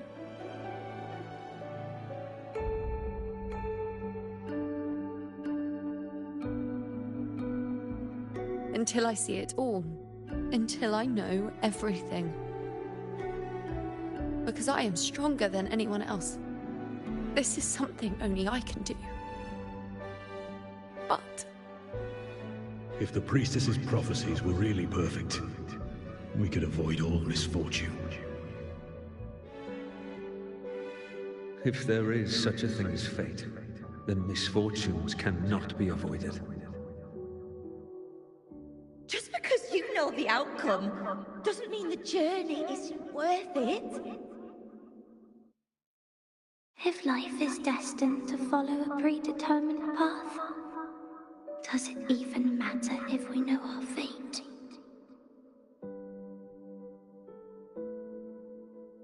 after all I see, could I ever answer what they hope of me?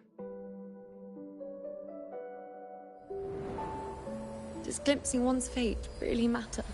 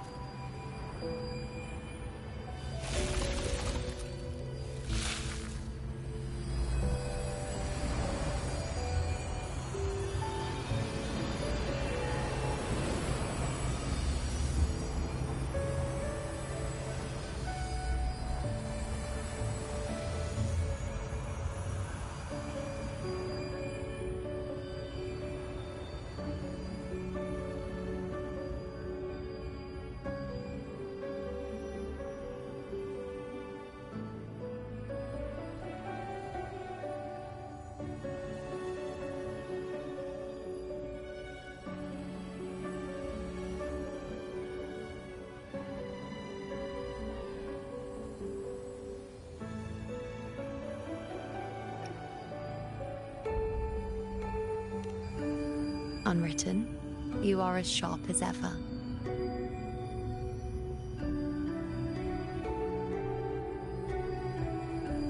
Seeing is simple, but facing what you see isn't.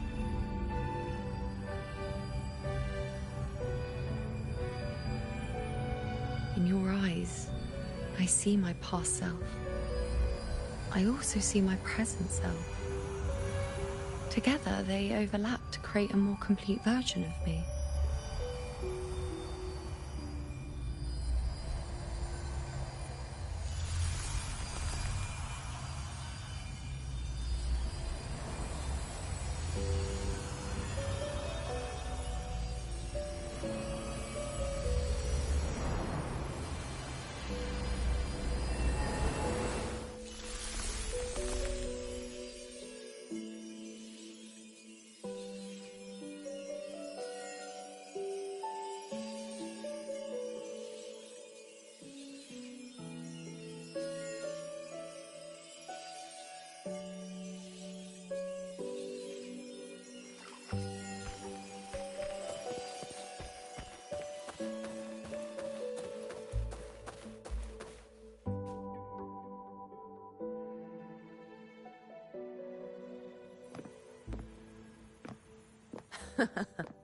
Still giving prophecies, you know.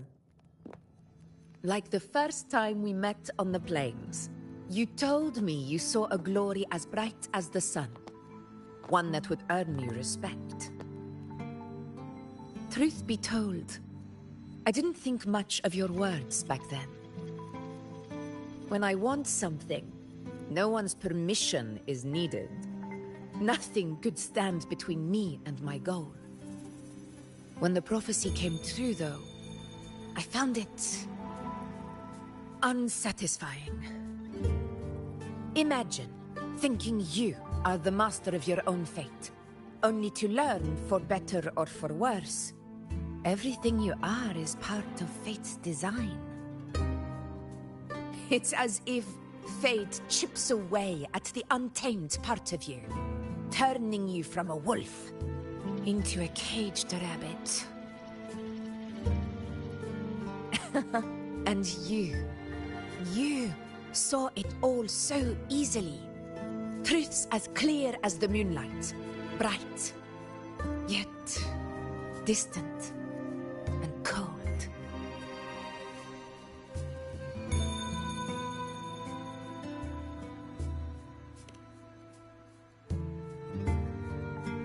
Don't mistake me. I don't dismiss the value of prophecy. Seeing the outcome gives us insight. Prophecies allow us to envision the future and find better ways to face it. In every one of Septimon's auguries, the priestesses foresaw disasters that would befall the land, but also the hero who would rise up to face it. Like the people of Septimont, I too have been blessed by prophecy. But in the end, whether disaster is averted or who the hero is, those choices are never ours. If we are nothing more than fate's puppets, what difference does it make if we can see its hand? If fate one day wills our annihilation, with no way to change it, what then is the role of a priestess? Are they merely fate's mouthpiece, bowing to its will? Or are they pioneers, seeking to shape what's to come?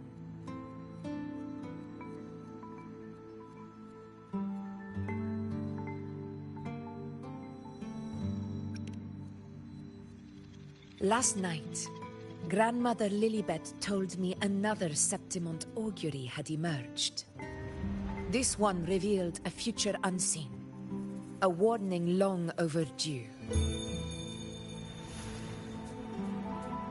An unknown disaster that would bring about the end of Septimont. The vision was unclear. The priestess couldn't discern the cause of the disaster, nor could they see the hero who would rise up to stop it. The Senate prefers to wait, believing the solution will reveal itself in time. But I must consider the darker possibility. I know that you'd rather be out there dealing with living, breathing people than confined to the temple to await some grand future. You, too, are tired of the Senate's rules and the priestess's chains. But as a prodigy in prophecy, you should see further than Lilibet or any of the other priestesses. Would you dare, with no direction, no clues, and not a single focus item, gaze upon Septimont's end and trace its cause?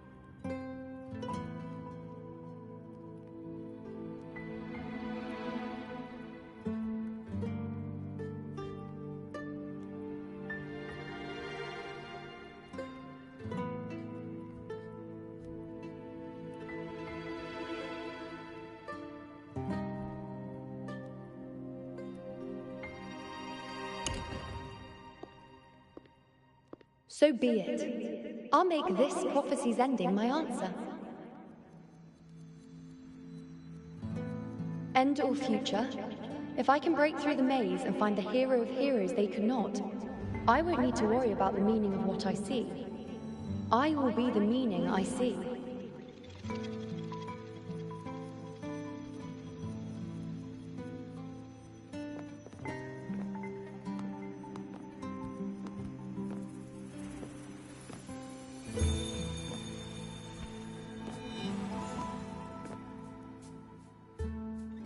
Once again, I repeat Yuno's past choice.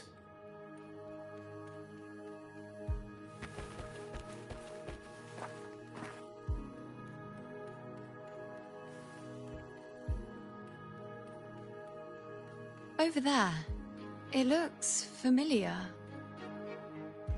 Perhaps we can stop to take a breath and rest, if only for a moment.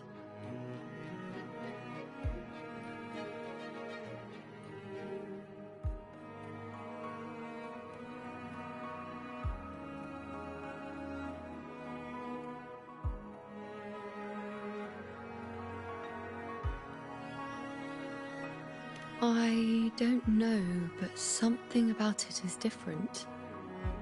I must have been there before and done something. Something important. None of the other places felt like this. But why is it so ruined, so silent?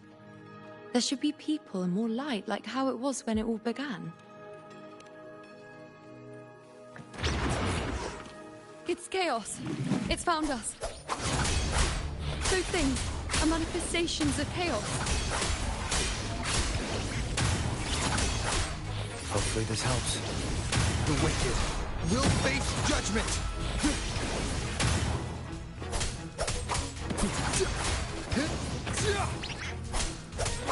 Wind rises!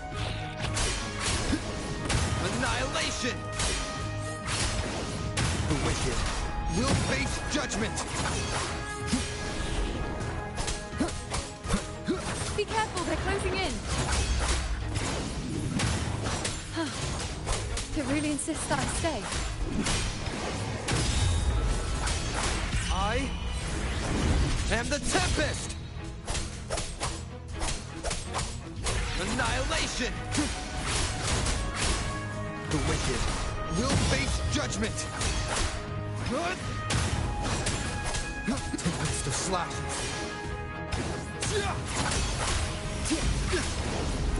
Annihilation! Hopefully this helps. Wind rises!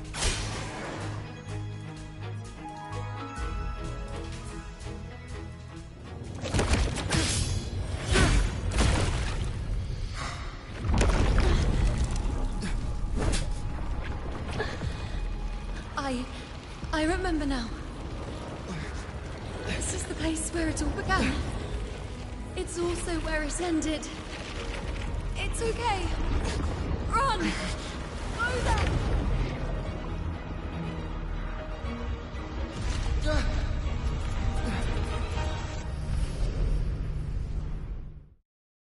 Go there? The dark tide is starting to surge. Have to get there before I'm swallowed too. Is that another one of Chaos's tricks? Don't get in my way.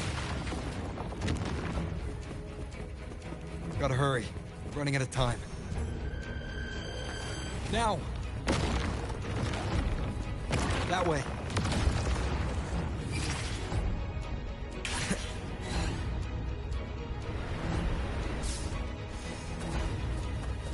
Manifestations of chaos.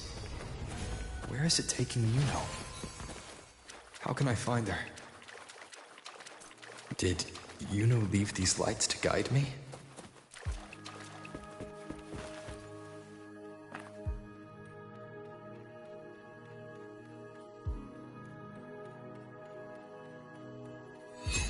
Those cursed creatures. If it weren't for the dark tide, we would have killed them all already.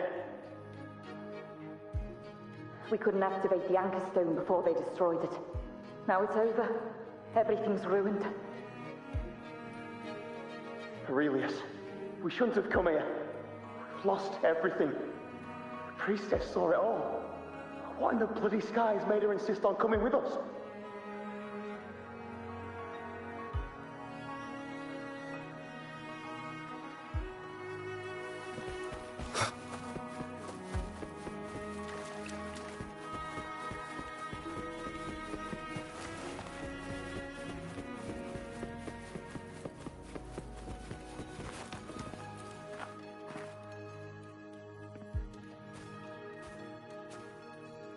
This calcification is severe. Such corruption. The Dark Tide search just now wouldn't be enough to cause this.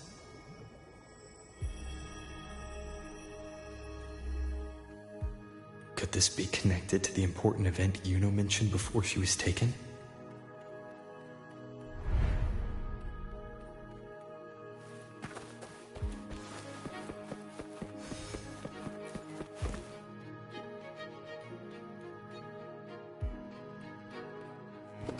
First David, then Lillian, then Ari, Vincentius, Perla, now even Anassa.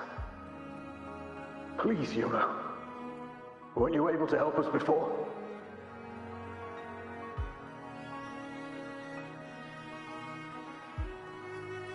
Just like when you told us to use a spear against the Tacit Discord.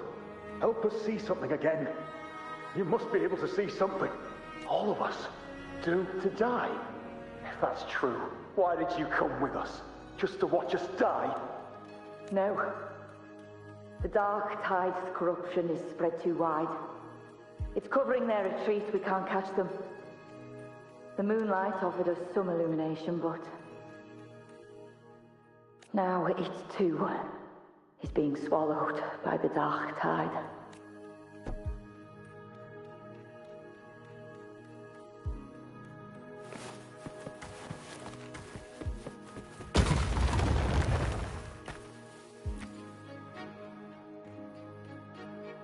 Looks familiar. A priestess's candelabrum. How did it get so damaged?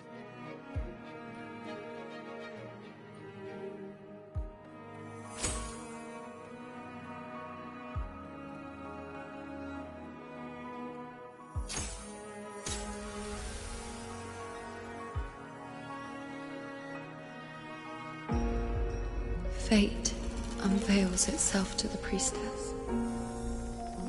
Following its guidance, she reaches the end again and again, foreseeing its conclusion.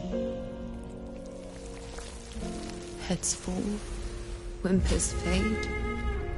She sees no hero of heroes. Variables added, visions expanded. She sees no hero of heroes. Beyond a doubt, no other choice. She sees no hero of heroes. The priestess is never wrong, but she despises her own truth. For her success is Septimon's defeat. Defeat. Why? Defeat. Is it always defeat?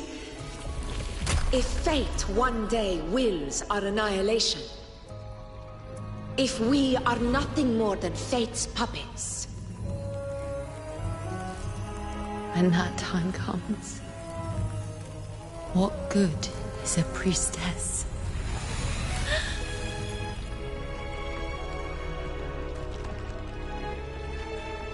Septimon will be known. Nothing will remain.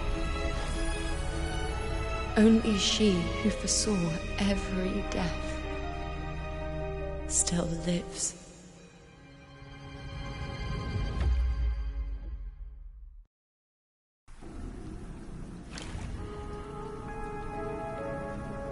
Why? Why? Hundreds of days and nights spent in fate's embrace, staring at the end. I tried to see everything, missing nothing, but not once did I see a single future where Septimon still stands.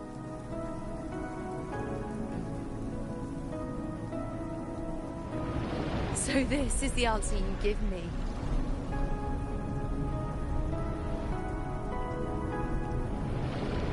To know our inevitable doom, and tell the people of Septimon to wait for it, accept it, and even be grateful?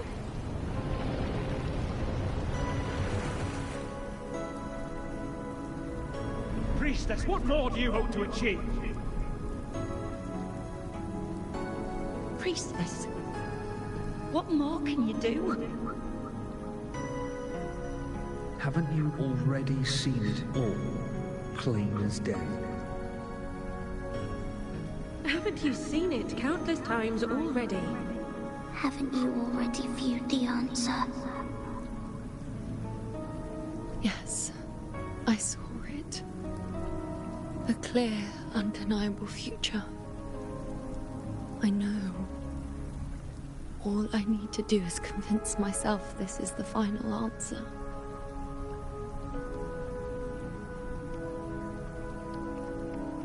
But how could I ever accept it? How could I be content?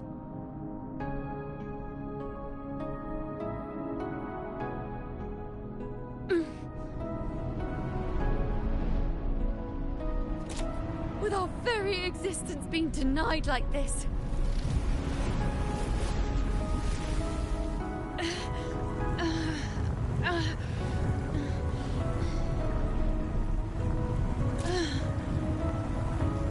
Who are you to decide Septimon's fate?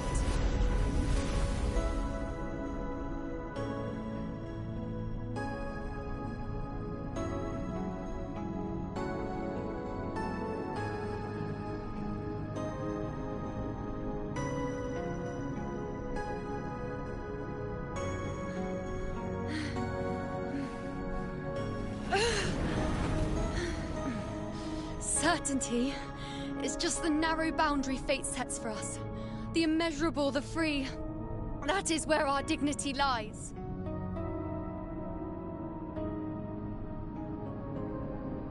A mouthpiece, a silent witness.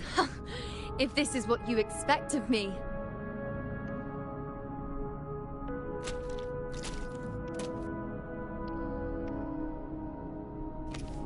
I'll raise my bow and turn fate into a storm of possibility.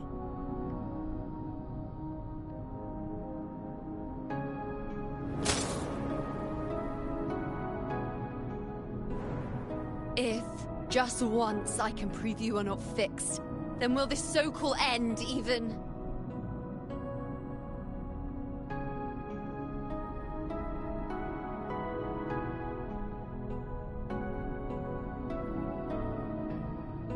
Wait, Priestess Yuno. Are you really going to stand with us against the Dark Tide? You've already seen how it ends, haven't you? Of course.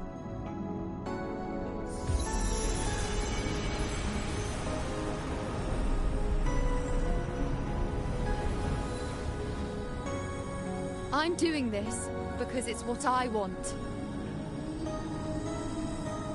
The answer I seek is the one only I can give.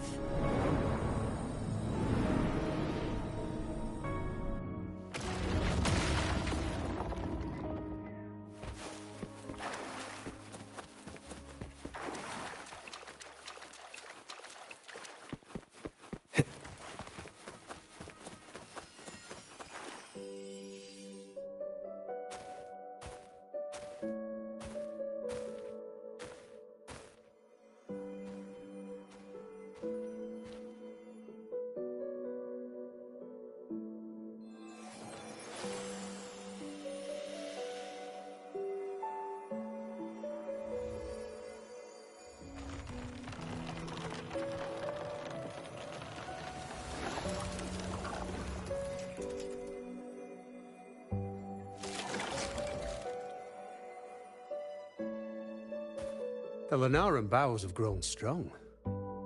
You've done well with your anchoring.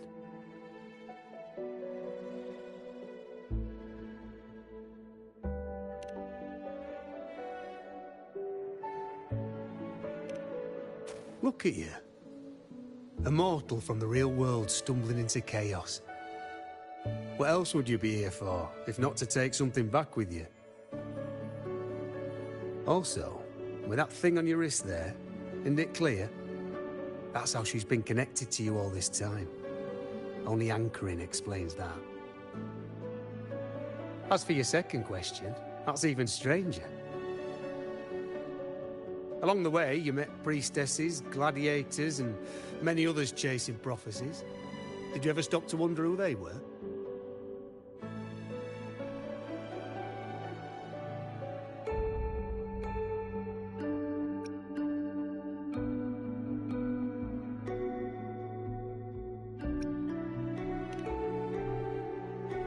What is it you expect to hear, then?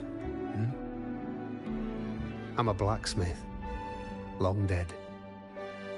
Once a forger of weapons. A father to a daughter. A reflection of her past in the chaos.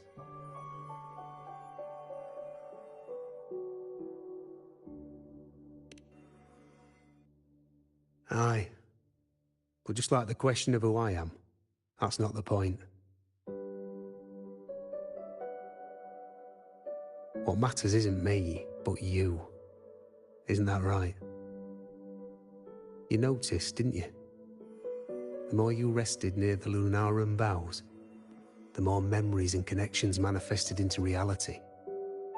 Yuno's spectre became more real, and the boughs grew. But now, chaos has that spectre. After all, it was never truly Yuno, was it? But the Lunarum bough. That's what the two of you built along the way. There'll be no more doors to choose from. You can keep the bough and take it back with you. Find a new spectre to follow. As long as you have it with you, that should be enough. Or do you still want me to forge it into a bow?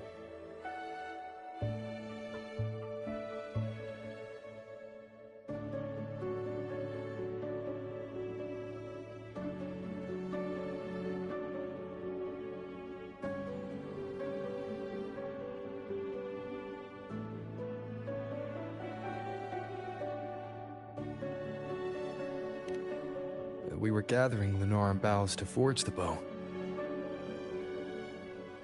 Just like I came here only to anchor her and bring her back. If you cut it here, all your previous anchoring will be for nothing. You might have to start over many times, with things going even less smoothly. Are you willing?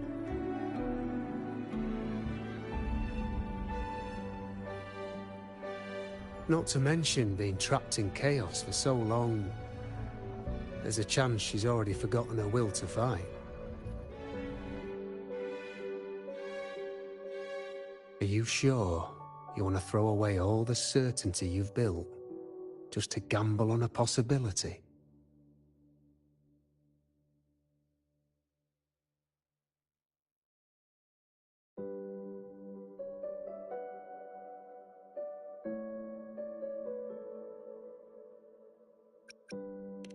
Forgotten?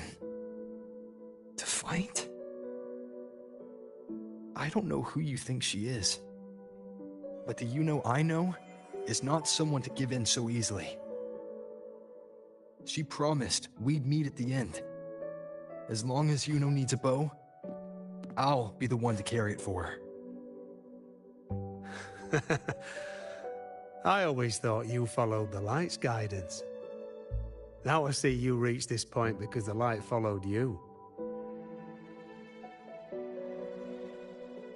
How could I forget? The greatest archery isn't about hitting the target every time. It's about letting the arrow choose the mark. Wherever it lands, that's where destiny awaits. I've said it before. I forge weapons. If you still want it, I'll forge the bow for you. Come then. Let's do it.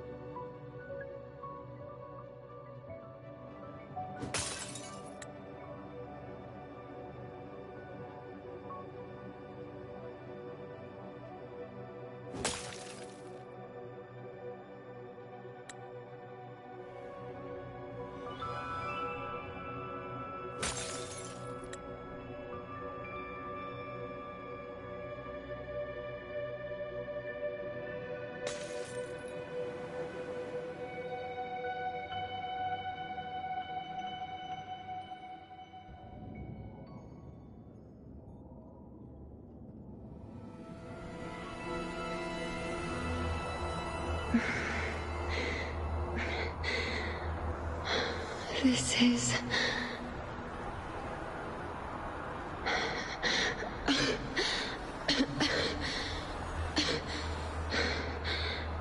Yuno. Priestess Yuno.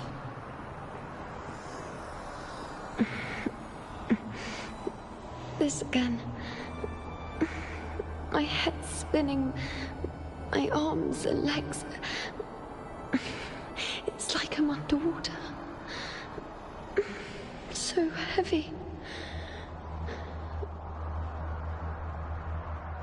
I saw the Unwritten One at the divination altar at the Agora.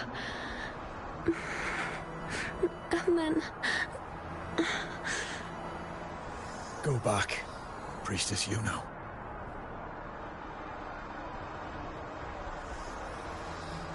Aurelius? What are you doing here? Didn't Chaos just take me?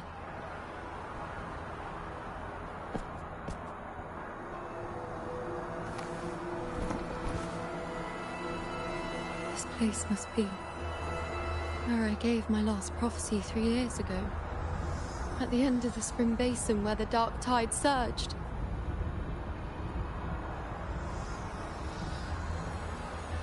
Priestess Yuno. We're already indebted to you for accompanying us on this journey. But you've seen how it ends. Our squad is doomed. The others and I are fated to fall here.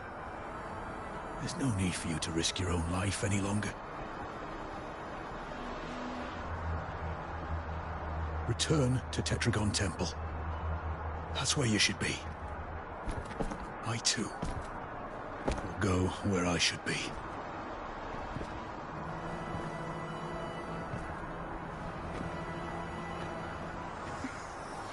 Words fit for the Abyss. Don't you dare underestimate me. Where to go, what path to take, that's something only I decide.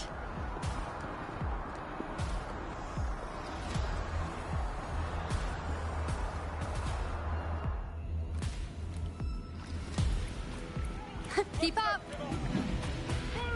I shall bear witness. Ha! Cycle. I feel much better. On you go. Present your offerings.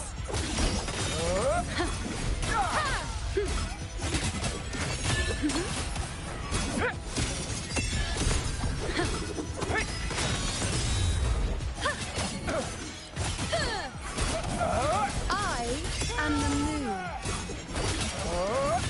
Thank you.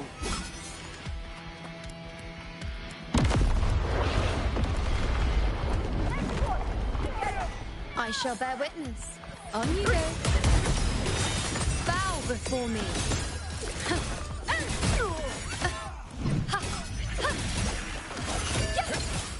Is that all? Present your offerings. Thank you.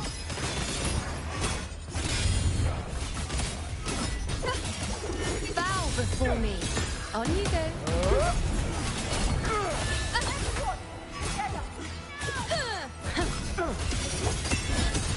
Wayne.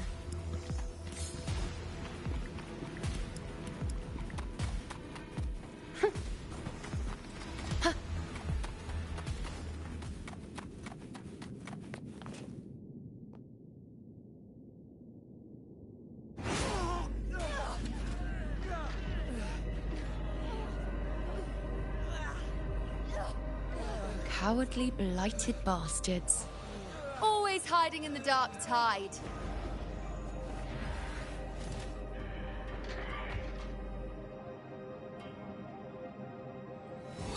Then I'll send you right back into it!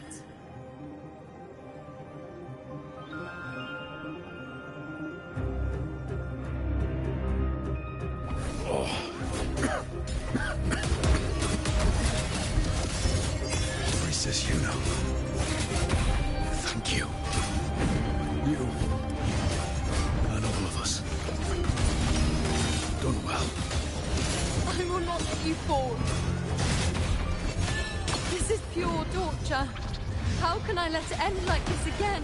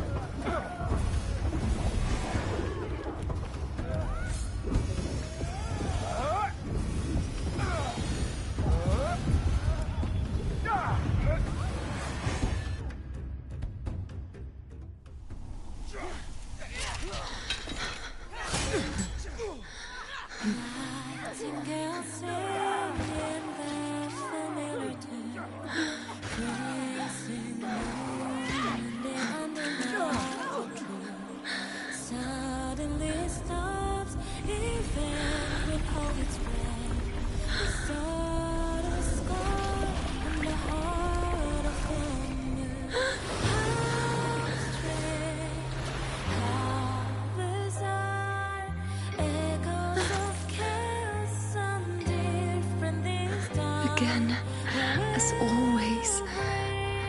But why would I just stand by and watch you, accept you, complete you?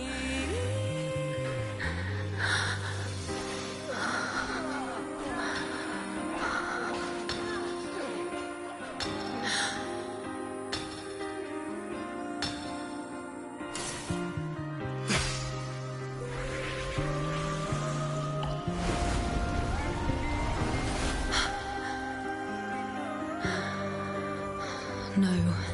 Even if the end is here, unavoidable, I still have the right to refuse. The Lunaran vow has grown strong.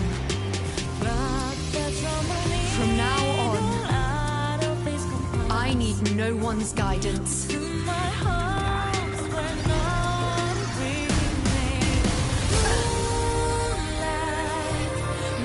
wherever I choose to aim, my true destiny.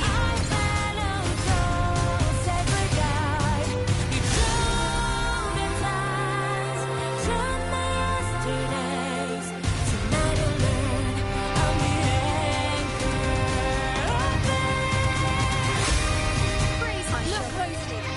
Before you isn't a moon the dark tide can devour. It is a moon I command.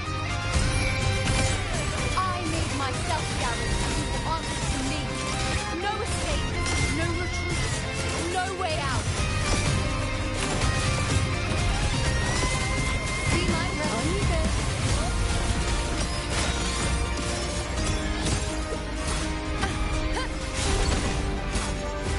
Entertain me. Answer my call.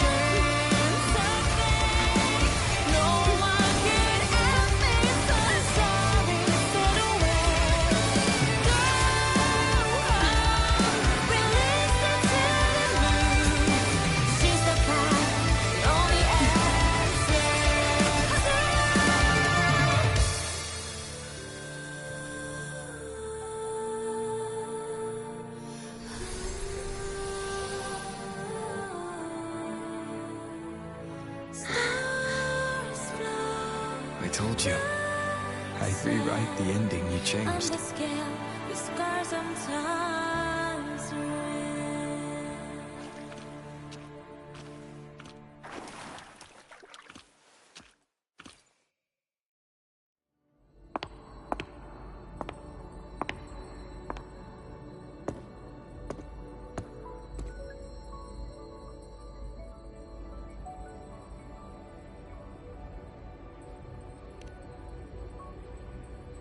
Yes. We've come out of the chaos between life and death, between existence and non-existence.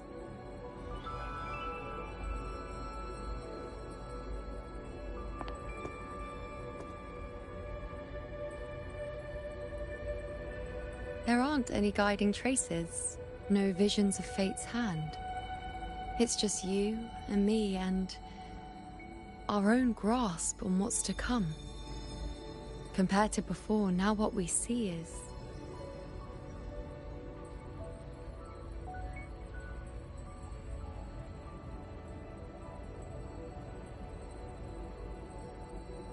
Yes. Stretching as far as the eye can see, an infinite void. More vast than what I saw within you, or anything I glimpsed in the future. So this is what our changed ending looks like. No longer an indeterminate chaos, or a singular answer given by someone, but an infinite sea of possibility awaiting choice. It seems there's nothing, but in truth, there's everything. So this is the true meaning of a void. Now, it's time to leave this place.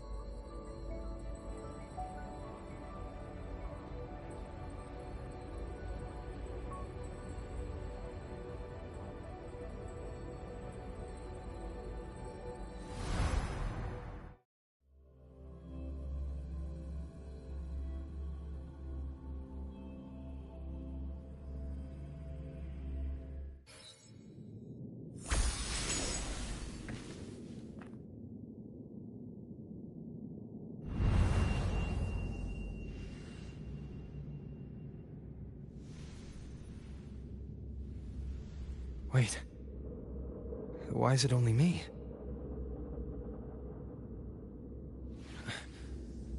Where's Yuno? The way into Chaos is closed. Lilibet's not here either. Did the anchoring fail? Or is it not over yet? But Yuno and I made it to the very end. Does this mean... this is the new ending I created?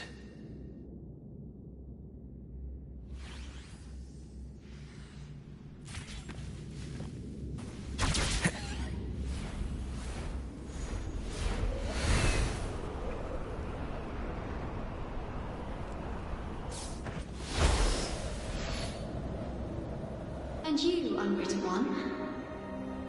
Were I to indulge in a bit of selfishness, you'd forgive me, wouldn't you? If one day this bracelet becomes meaningless to anyone else, I hope you will remain the exception, unwritten one. Even I fear being forgotten. A death that shouldn't have happened, traded for an unforetold victory. A fair deal. But perhaps in that distant future, forgetting might prove far easier than remembering. Never mind. In any case, you are not to return it. I won't let go. I don't want to let go. But be careful. Don't get lost in the chaos. And I shall put my best foot forward as well. Wind, guide me. At the very end. I don't see Lilibet anywhere. I'll ask those priestesses over there.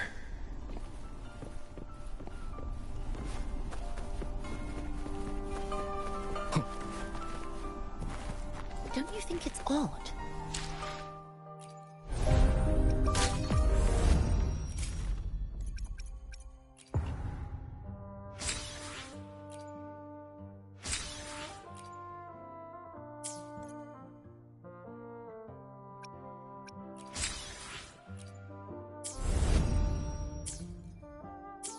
Don't you think it's odd? Don't you think it's odd? Even if we can't see the next part of Septimon's auguries, it still shouldn't be such a white blank. Grandmother Lilibet also said that for the first time, some of her records in Septimon's auguries were rewritten. Yes, it's like there's a whole new part to the story. Huh? Wait, aren't you the one they call the Unwritten One? This is our first time meeting you in person.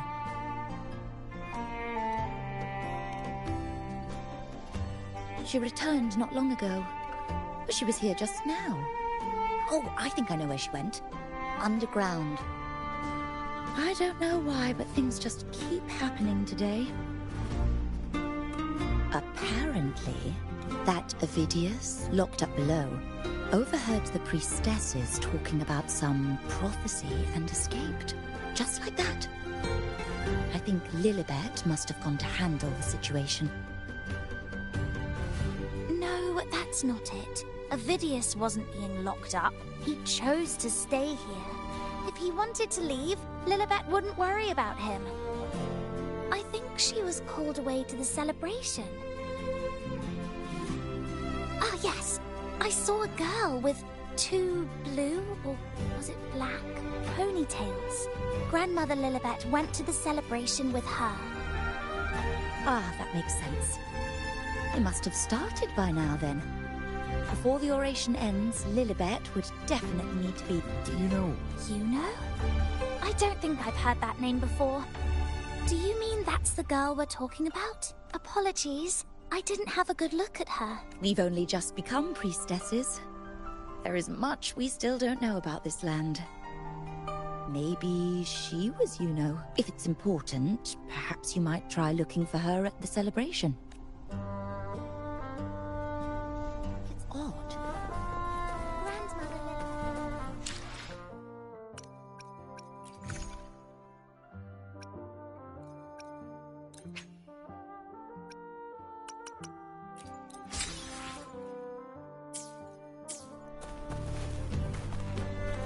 Who's that girl with Lily? Oh, it's the unwritten one, eh?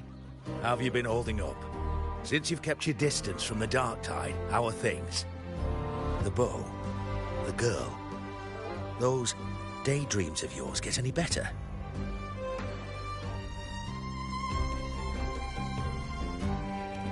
Let me think. Plenty of fresh faces here, but dark blue ponytails. She walked like a cat, as nimble as they come. Seems she was looking for someone too.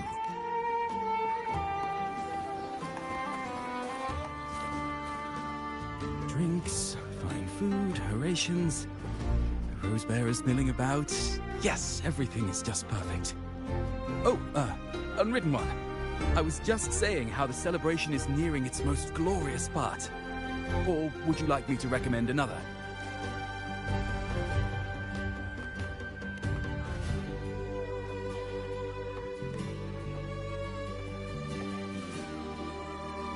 Ah, the name has a lovely ring to it, but I'm afraid I don't. In a celebration this grand, it's easy to get separated. I'll keep an eye out for her for you.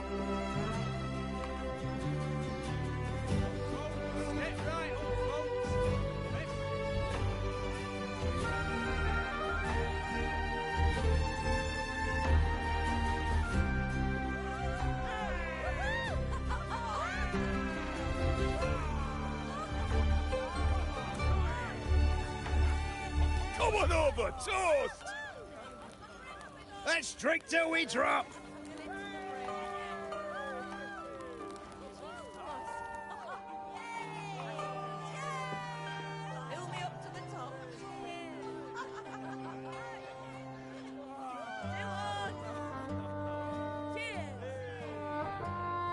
We should just live in the moment and enjoy what we have now.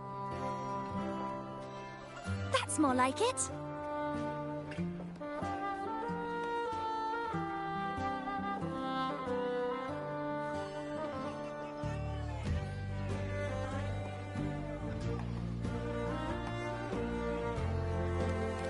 Come, triumphant rain of petals!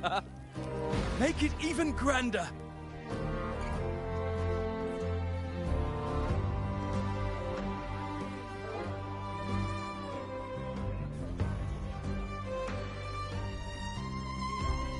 Didn't you tell me we would meet at the very end? Then why can't I find you?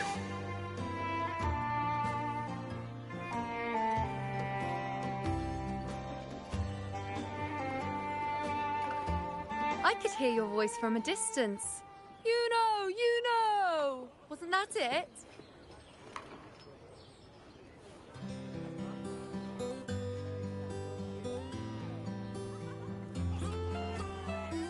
Seems like you're in an awful hurry to find someone.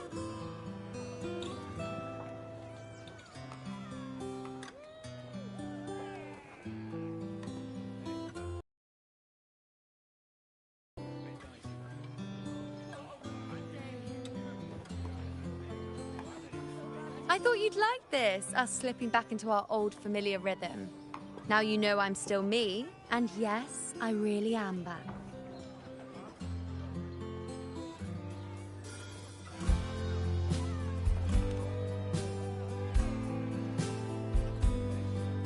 It's just like you saw at the end of the chaos. 3 years ago, at the end of the spring basin swallowed by the dark tide. I, as a priestess, made my choice.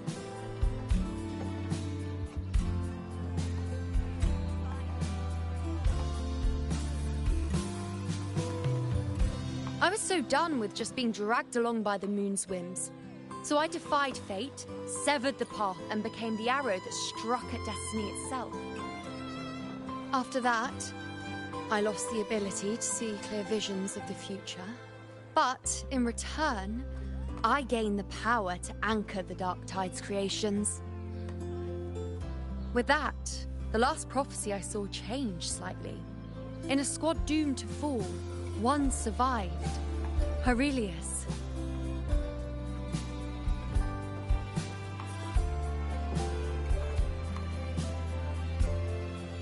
If I can do it once, then I can do it a second time, then a third. Perhaps one day I can overturn more destined futures.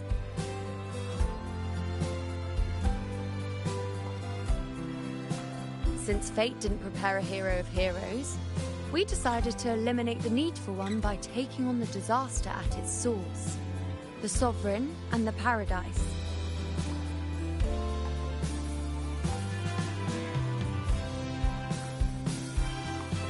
This is the plan Augusta and I made, though I did hide the teeny tiny cost.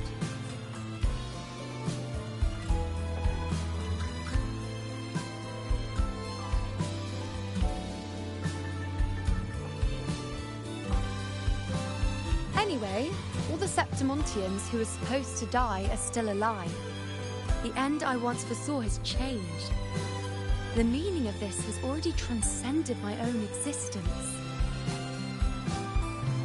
So then, even if every trace of my existence was erased, who can say that the altered fate I left behind isn't proof of my existence? More importantly, I had the privilege of standing by your side to witness what lies beyond the end. The void. An unwritten void. Perhaps it signifies the unimaginable possibilities yet to come. Just like you, bringing unknown possibilities to Septimont. And to me.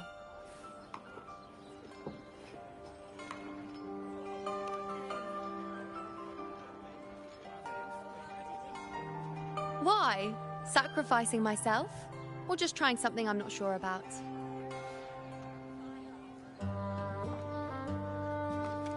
Come now, you know me. I follow my whims. And the more I trust someone, the harder it is to keep my impulses in check.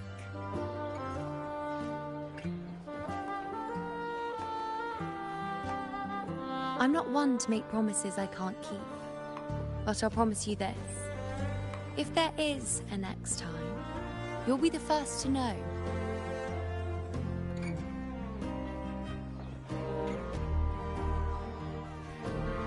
And when I do, you'll get the full story, no holding back.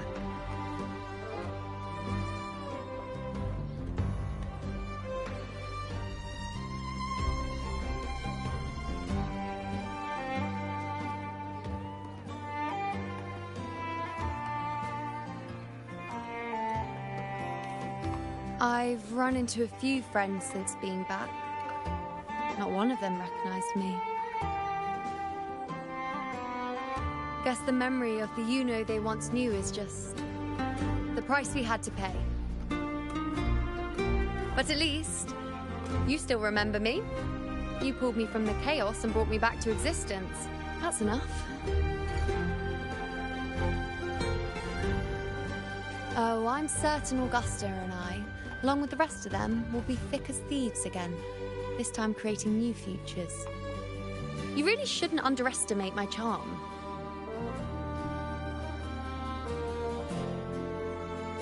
Oh, yes, and this bracelet. This is the second time I've given this to you. Never mind the first time, but I wouldn't refuse a second time if I were you.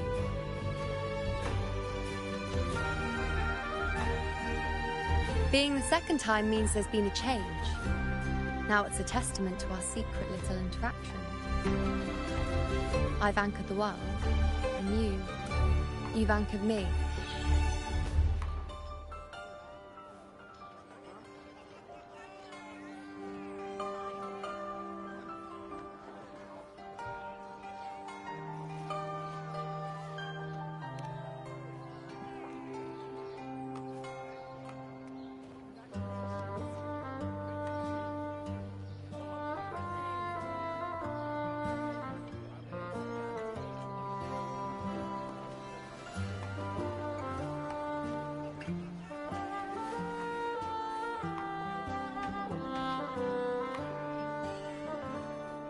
As for any matter pertaining to me, what you saw in the chaos and what transpired, do not breathe a word of it to another soul.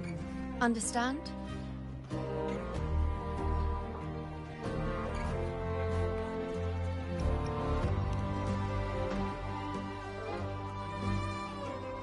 You think so too?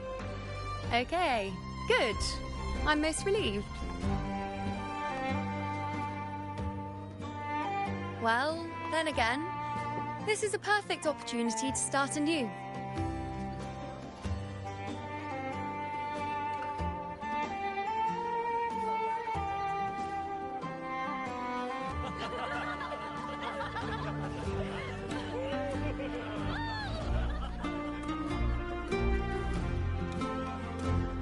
In Septimont, it would be a crime to miss the height of the celebration. After fighting side by side, we share honey and wine under a rain of petals, drinking to our heart's content. Surely you've heard of this little tradition of ours, haven't you, Unwritten One? Come on, let's go, together, to be drenched in those rose petals that smell of glory and triumph.